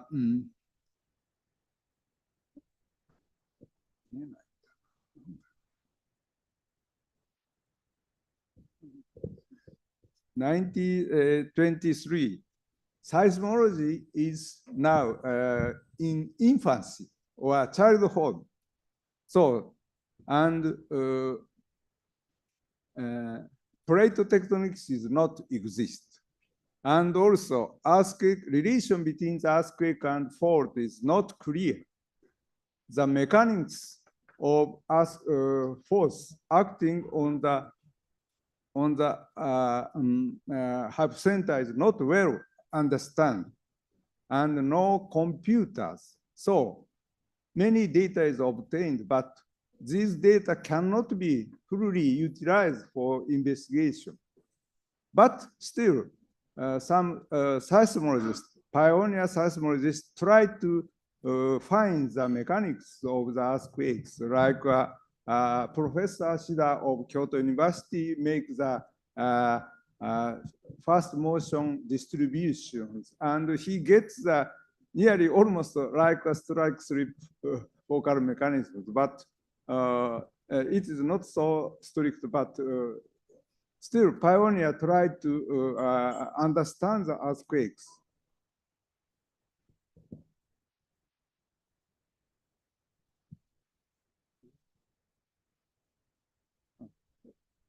And first, I think I mentioned the focal mechanism of earthquakes. For long years, first kinds of the force acting on the hypocenter is the center of the discussions. Many Western seismologists supported the single cup focal mechanism, while Japanese seismologists supported the double couple focal mechanisms. So dispute continues until around 1960s.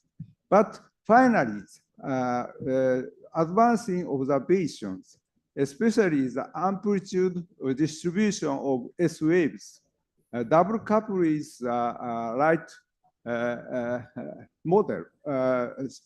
Double couple is a source model of earthquake that is established.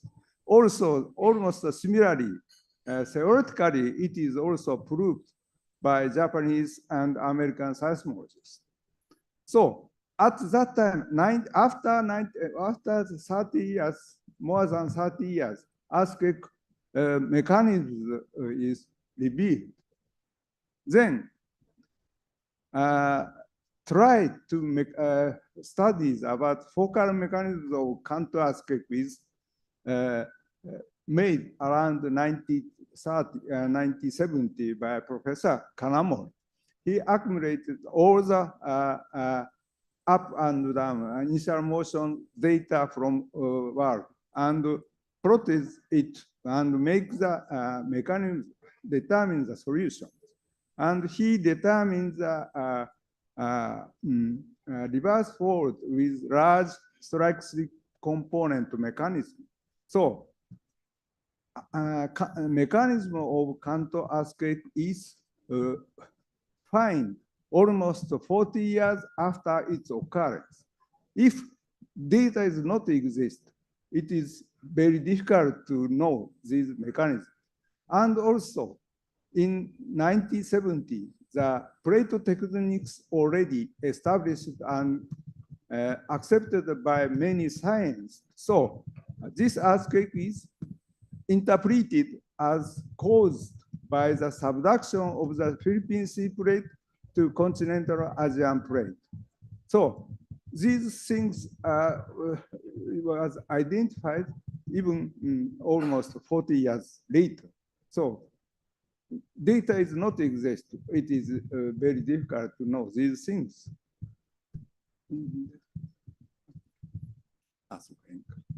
Also, I told the short notice.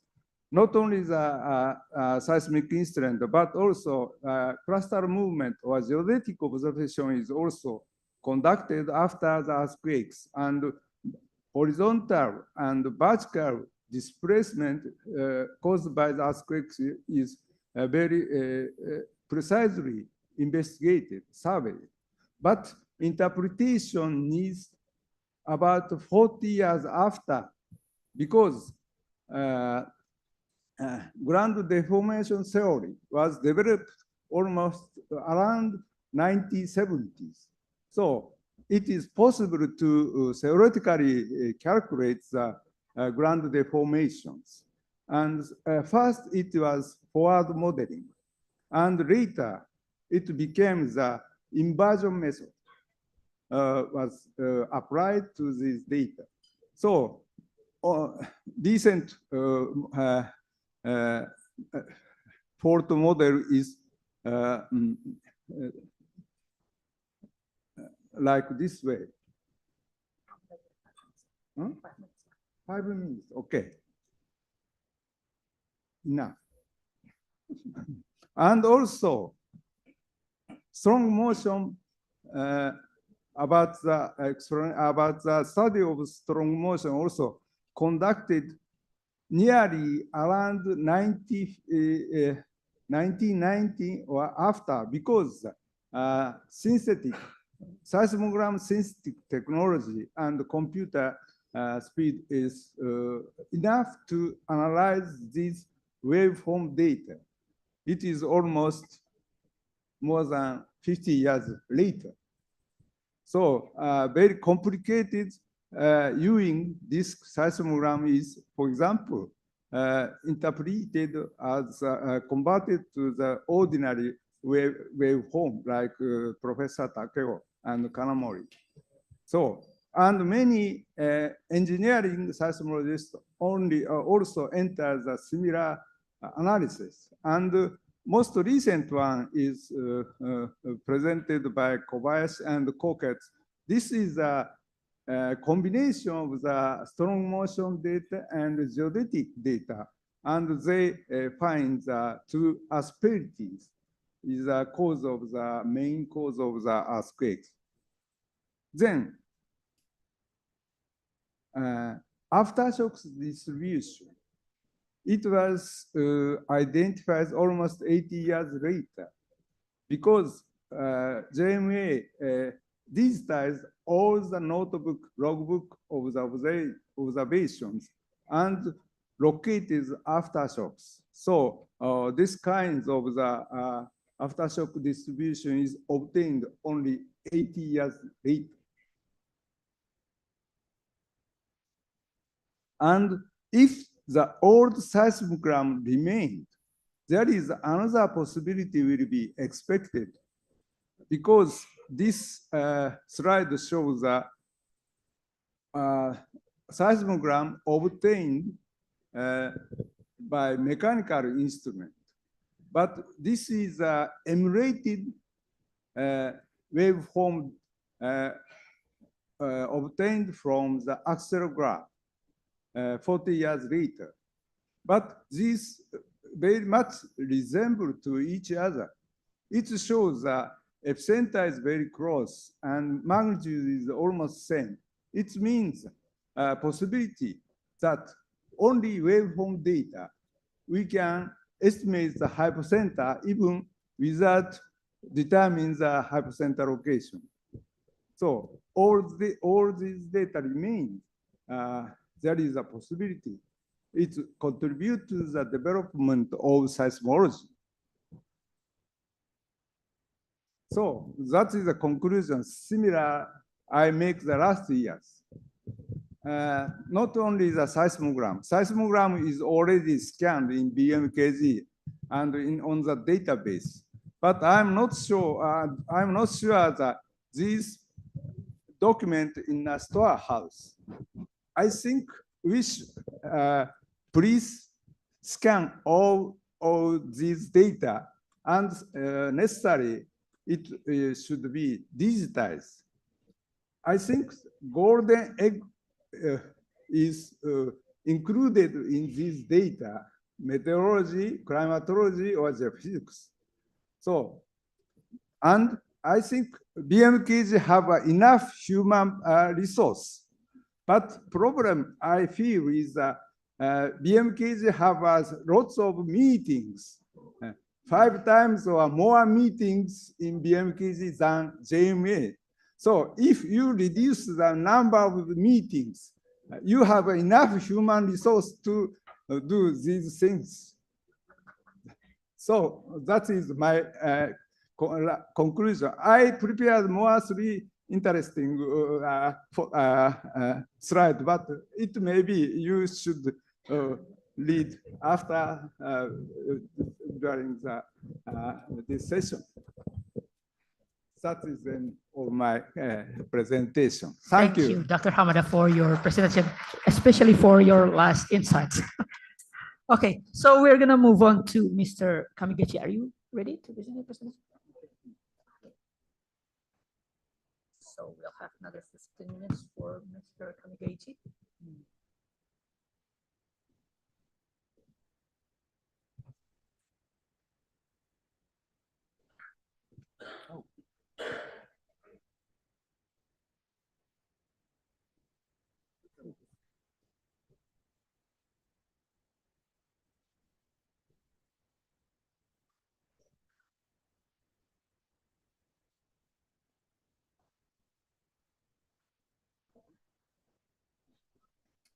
Okay, you're set up, right?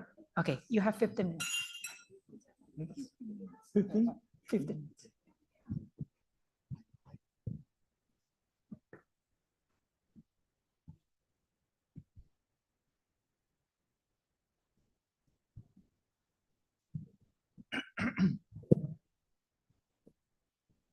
Thank you very much. I am the last presenter, Kamigechi, and the leader of the working group 3. And I'd like to give you the comprehensive presentation as a final presentation today. The leader of the working group 1 to 4 kindly presented the output of each working groups. So I would like to talk about the future SOP of BMKG to disseminate earthquake and tsunami disaster mitigation information after incorporating the results of the JICA project. Then the first, CMAP. CMAP will be the first information on earthquake occurrence instead of hypocenter information presently disseminated as a first information, because the seismic intensity can announce severity of the disaster, strong motion disaster, and is more suitable for the heads-up information. And it is desirable to disseminate the CMAP before the hypocenter and the magnitude calculation, because earlier the better. Earlier the better. You don't need to wait for the hypocenter determination. And if you need to describe the hypocenter parameter in the CMAP, the disclaimer written as an underlined part will be desirable to be added to avoid the confusion in the public. The note that the main content of the CMAP is the seismic intensity distribution, not the hypocenter parameter. It's just addition. And to make CMAP fully utilized in the society, there is two things to do for you. First is adjustment of explanatory table to earthquake resistance of Indonesian houses. And the second is the public relations activity to spread MMI scale to the public. These two are necessary before you start to disseminate the CMAP to the public. And CMAP is also beneficial to DGT to recognize the possibility of MBMKG saturation. It's very multi-purpose information. It's very good. And then the hypocenter and magnitude calculation. And in the emergency procedure, you need to calculate the hypocenter and the magnitude very quickly, but reliance is required at the same time. So you need to have the SOP on the selection of N star. This is the number of the station to be used in the calculation, and the delta max, the farthest epicentral distance to be used for the calculation. Okay, let's examine. First, in view of the hypocenter determination, I will skip the detail, but it's better to ensure the station of the near and the distant. Both are important. The near distance station has a large and a positive DTDH. This is the travel time derivative with respect to the hypocenter depths. And far station has a negative. And by the combination of the positive and negative, you can get the depth estimation stably. And but as Dr. Furukawa explained to you, the inclusion of the two far station degrades the quality of the hypocenter determination. And the conclusion is about 2 degrees, 200 kilometers about, the delta max is fine if you choose the delta max and 2 or 3 degrees. And care must be taken. Your country shape is very complicated, and you need to care about, be careful about ensure the azimuthal coverage. And in view of the magnitude determination, and before that, to get this the P wave reading at 2 degrees, how long will it take? The IS-91 model, which is used in the SciScope, at the delta 2 degrees, 1 minute is necessary to get the P.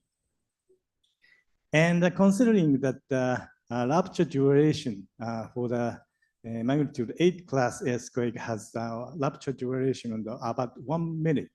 So not to miss the really real maximum amplitude, it will be necessary to wait 1 minute more. So, and in JMA, to get the magnitude value stably, they ensure the minimum number of the station to 20. So n star should be around 20. So please remember, n star should be 20 and delta max should be 2 degrees or 3 degrees. And let's apply it to your network. This is the strong motion distribution. Many are collocated in a dose network, but DST's network is also included.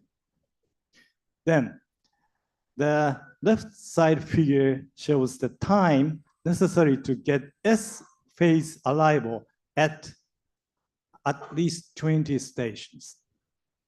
The left figure is represented by the color and the contours.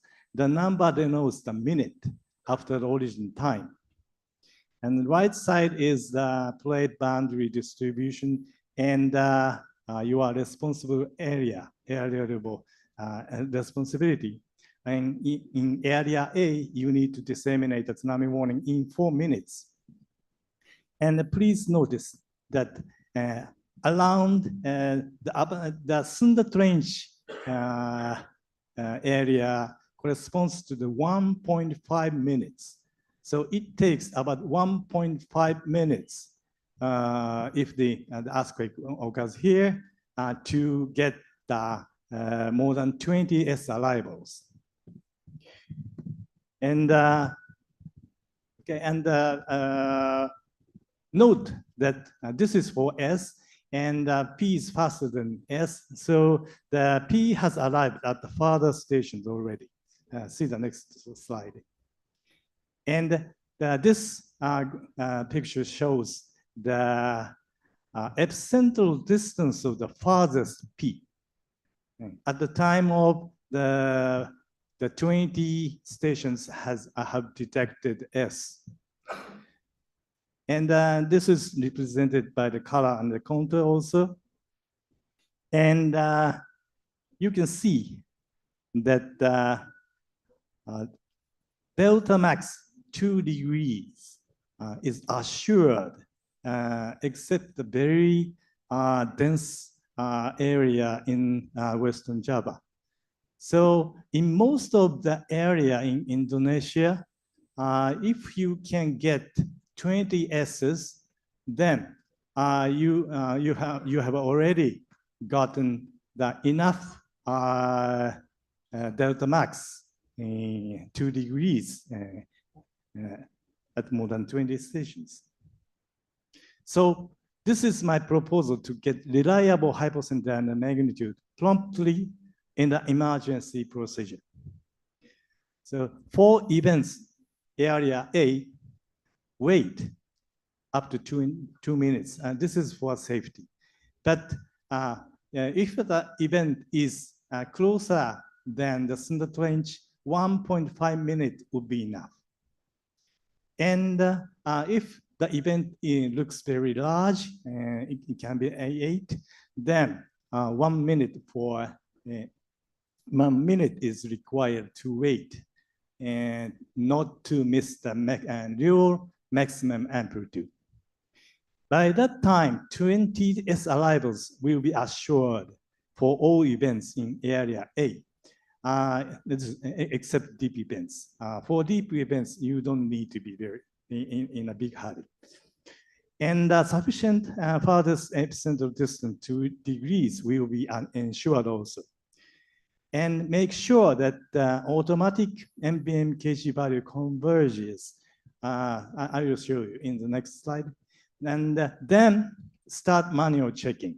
Manual checking is essential. Don't skip it because the impact of the tsunami warning is very heavy to the society. False alarm is not allowed. So please check the automatic result manually. Right, okay, enough. And recalculate the hypocenter and the magnitude.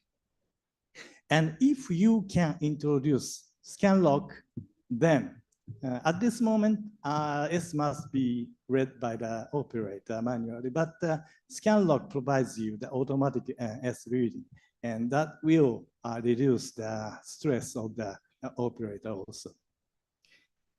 And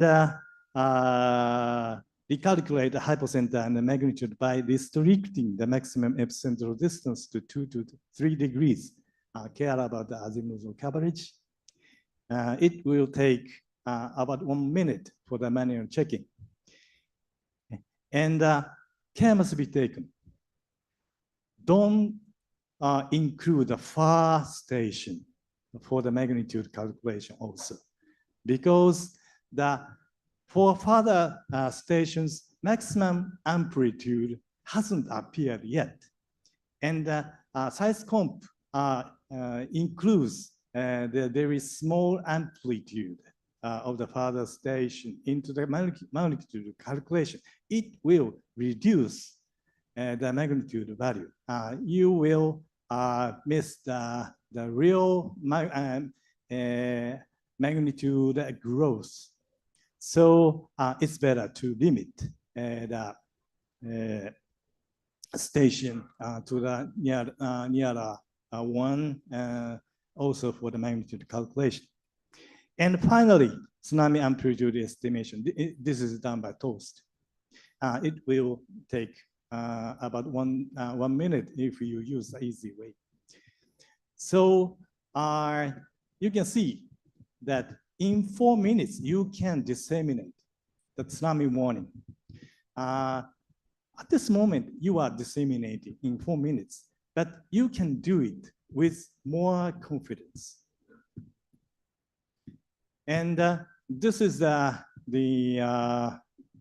image, monitor image of the size comp.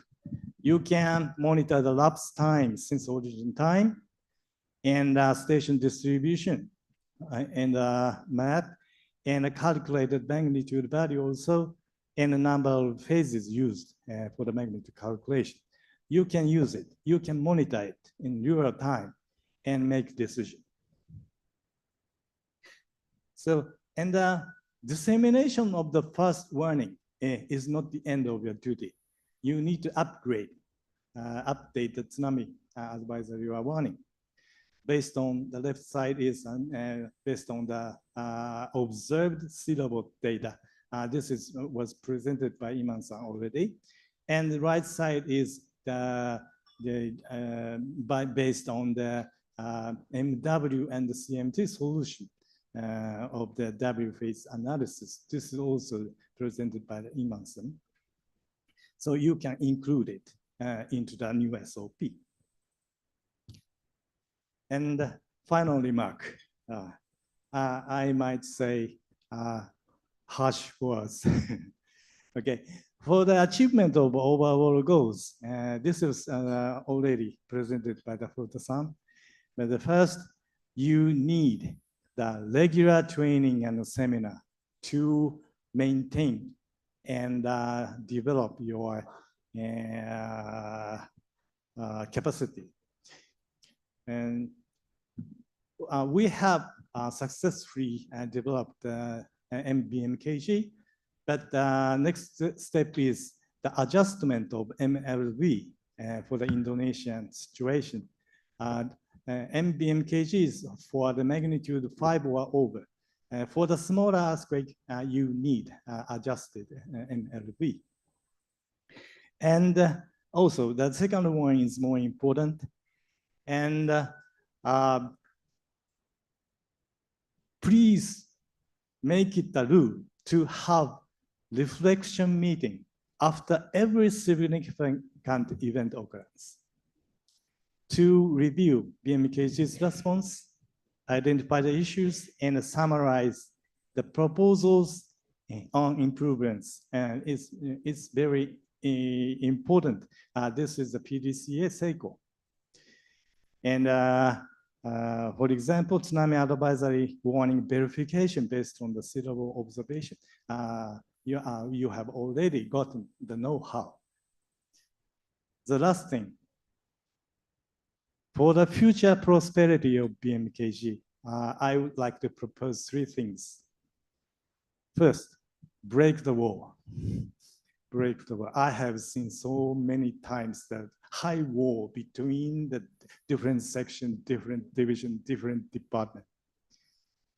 So encourage intra and information sharing, sectional information sharing and discussion. Otherwise, you cannot do the good work. And second, from top down to bottom up. Please don't wait for the instruction from above. Consider by yourself. Be active, not to be passive. The third one, ownership. Have an ownership. Do not use a system as a black box. System is for BMKG's grave duty. It's yours. It's to pursue your very grave responsibility. You need to know the inside of the system, how it works, why it didn't work well, and improve it by yourself. Thank you very much. Thank you, Mr. Kamigechi, for your excellent presentation. So we only have 1 or 2 at max questions for the sessions. So who's going to be second to last and the last questions? I saw 2 gentlemen and one gentleman and 1 lady back there.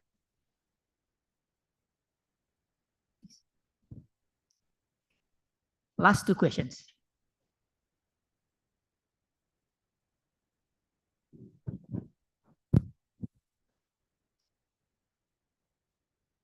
Don't forget to state your name and your affiliations. Okay, thank you for the time that given to me. My name is Fridolin Anastasia Chalsekian. I'm from semester 1 at STMKG. So my question is to Mr. Hamada. In your opinion, what is the role of old seismogram data in improving the understanding of earthquake mechanism? And how can the digitization of this data contribute to future seismological research? Thank you. Okay, thank you. Of course, we don't know how these all seismograms used in future, but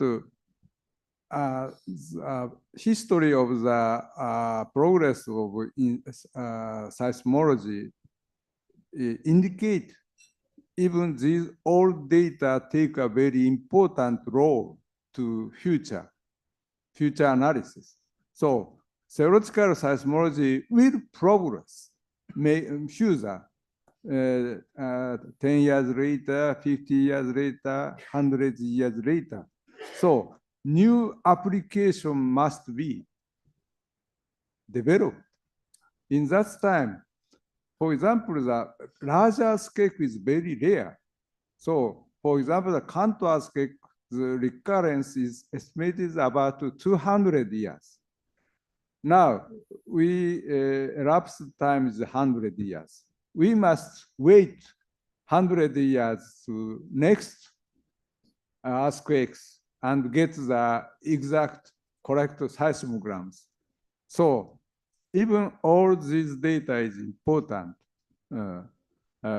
so how do we why it contribute to the future is we are not know. We cannot know. But history suggests this all data take a very important role in developing the seismology. That is only I said. Okay. Okay. Okay. So basically what you're saying is we need to find the best way possible to preserve this old earthquake data, because perhaps in the future, the data is going to give us uses, important uses to study earthquake, right? Probably 50 or 100 years from now. Is that answer your questions? Yes, thank you, Mr. Okay, thank you. I think the last question is from the gentleman besides the lady. Okay. Yes. Thank you for the opportunity. Let me introduce myself. My name is Zilan Raja Syaputra. I am cadet of STMKG and currently on my first semester. I have two questions for Mr. Nobuo Hamada. The first question is, how valid are historical seismogram data in understanding present-day earthquake? Is there a possibility that there is a bias in their interpretation back in the past? And the second question is actually kind of similar to my friend Fridolin, but how significant is the role of seismological research on historical seismogram data in shaping more effective disaster mitigation system in countries like Indonesia? Thank you. Okay. I think we don't need to answer the second question, right? Because it's already Yes. answered. Yes, thank you. I think you need to only answer the first question about the validity of the whole earthquake data. Validity.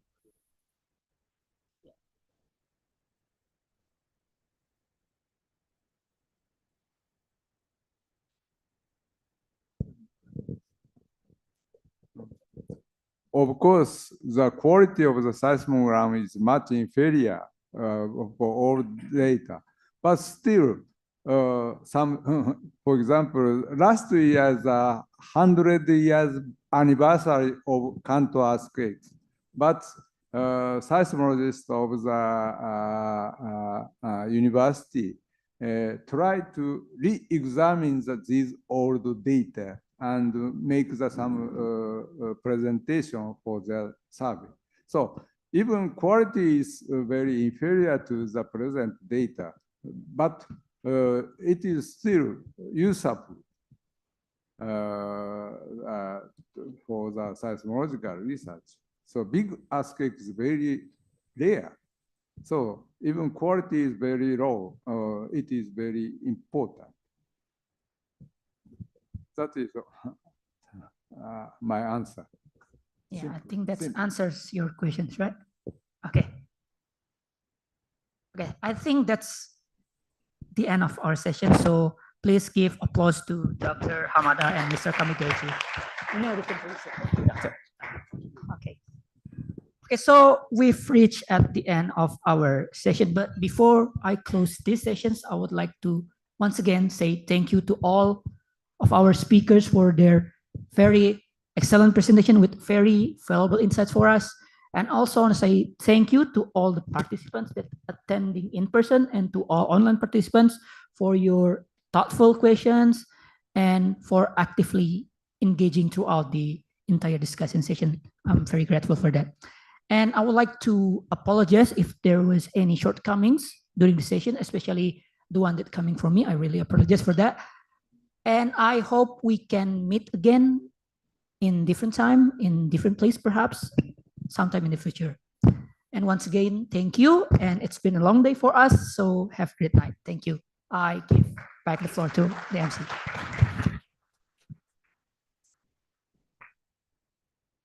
So thank you so much, Dr. Nobuo Hamada and Mr. Osamu Kamigaichi and all the speakers for the insightful and valuable presentation today.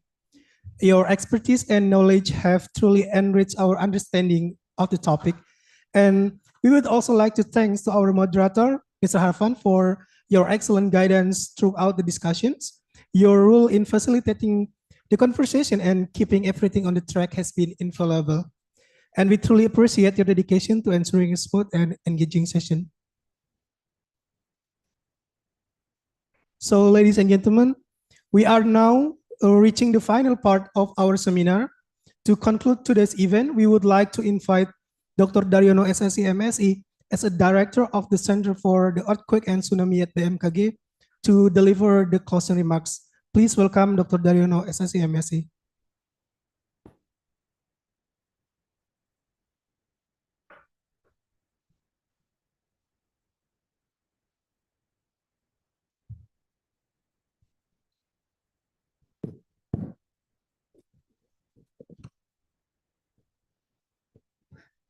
Bismillahirrahmanirrahim. Excellency, distinguished guests, Head of BMKG, Professor Vigorita Karnamati, PhD, Deputy of Geophysics, Dr. Nelly Florida, Mr. Saito Akira, Chief Representative JICA Indonesia Office, Mr. Akiro Furuta, JICA Export Team, Director of Engineering Seismology, Potential Geophysics and Time Code, Mr. Stewaji Prayudi, JICA Expert Team, Working Group Leaders, all the participant GCC meeting and seminar in hybrid working group leaders and JICA expert team. Our colleagues from Disaster Mitigation, National Disaster Management Agency, BNPB, our colleagues from Ministry of Communication and Information Digital, our colleagues from Research National, our colleague from Research, National Research and Innovation Agency, our colleagues from Volcanology and Geological Disaster Mitigation, our colleagues from Badan Informasi Geospasial, our partner from HAGI, all honorable guests from committee members. Ladies and gentlemen, as we reach the conclusion of the final project seminar, I would like to extend my highest appreciation to all participants for your dedication, hard work, and valuable contribution. The success of this seminar is a testament to the strong commitment, expertise, and collaborative spirit demonstrated by all involved parties. The seminar marks a significant milestone in the long-standing cooperation between BMKG and JICA. Over the years, our collaboration has resulted in substantial advancement in earthquake and tsunami analysis and warning dissemination. The achievement of this partnership, as highlighted in today's discussion, reflect our collective effort to strengthen Indonesia's disaster mitigation system. Allow me to briefly summarize the key outcomes of this collaboration. Working Group 1 successfully developed standard operating procedure for seismic observation, equipment maintenance, improve seismic data availability, and enhance human resource capacity through training and action plan. Working Group 2 made significant improvement in the National Earthquake Catalog, integrated accelerometer data to refine the shake map quality, and establish guidance on W phase analysis and hypocenter determination. Working Group 3 enhanced the efficiency of issuing the first tsunami warning, achieving a seismic intensity information transfer mechanism within 2 minutes, thereby strengthening Indonesia tsunami early warning system operation. And Working Group 4 improved dissemination methodologies of earthquake and tsunami information for disaster risk reduction agencies. This includes developing comprehensive and simplified communication chart, academic session compilation, material, tsunami early warning, and WRS guideline poster and educational material tailored for people with disabilities. These achievements are invaluable for BMKG as we continue our mission to enhance earthquake and tsunami preparedness in Indonesia. The outcome of this collaboration will serve as a foundation for further advancement in disaster risk reduction strategies. Distinguished guests, today's seminar has attended by more than 250 invited participants, both in person and online, reflecting the broad interest and commitment to improving earthquake and tsunami warning system. I would like to express my sincere gratitude to all speakers, participants, both offline and online. The JICA expert team and the all-member working group who played a crucial role in making this seminar and collaboration a success. With that, I hereby officially declare that the final project seminar closed. But it doesn't mean we stop to collaborate and cooperate. Let's achieve this as strong partnership between two countries, Japan and Indonesia. I sincerely hope that the knowledge and strategies shared today will be followed up with concrete action, ensuring continuous improvement in earthquake and tsunami analysis and warning dissemination in Indonesia. May the cooperation between BMKG and JICA continue to grow stronger in the future. Arigato gozaimasu. Arigato gozaimasu. Thank you for your attention.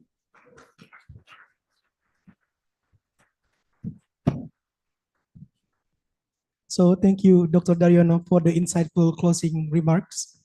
So ladies and gentlemen, we have come to end of this event. On behalf of BMKG and JICA, we sincerely thanks all to our speakers, panelists, and participants for the valuable contributions.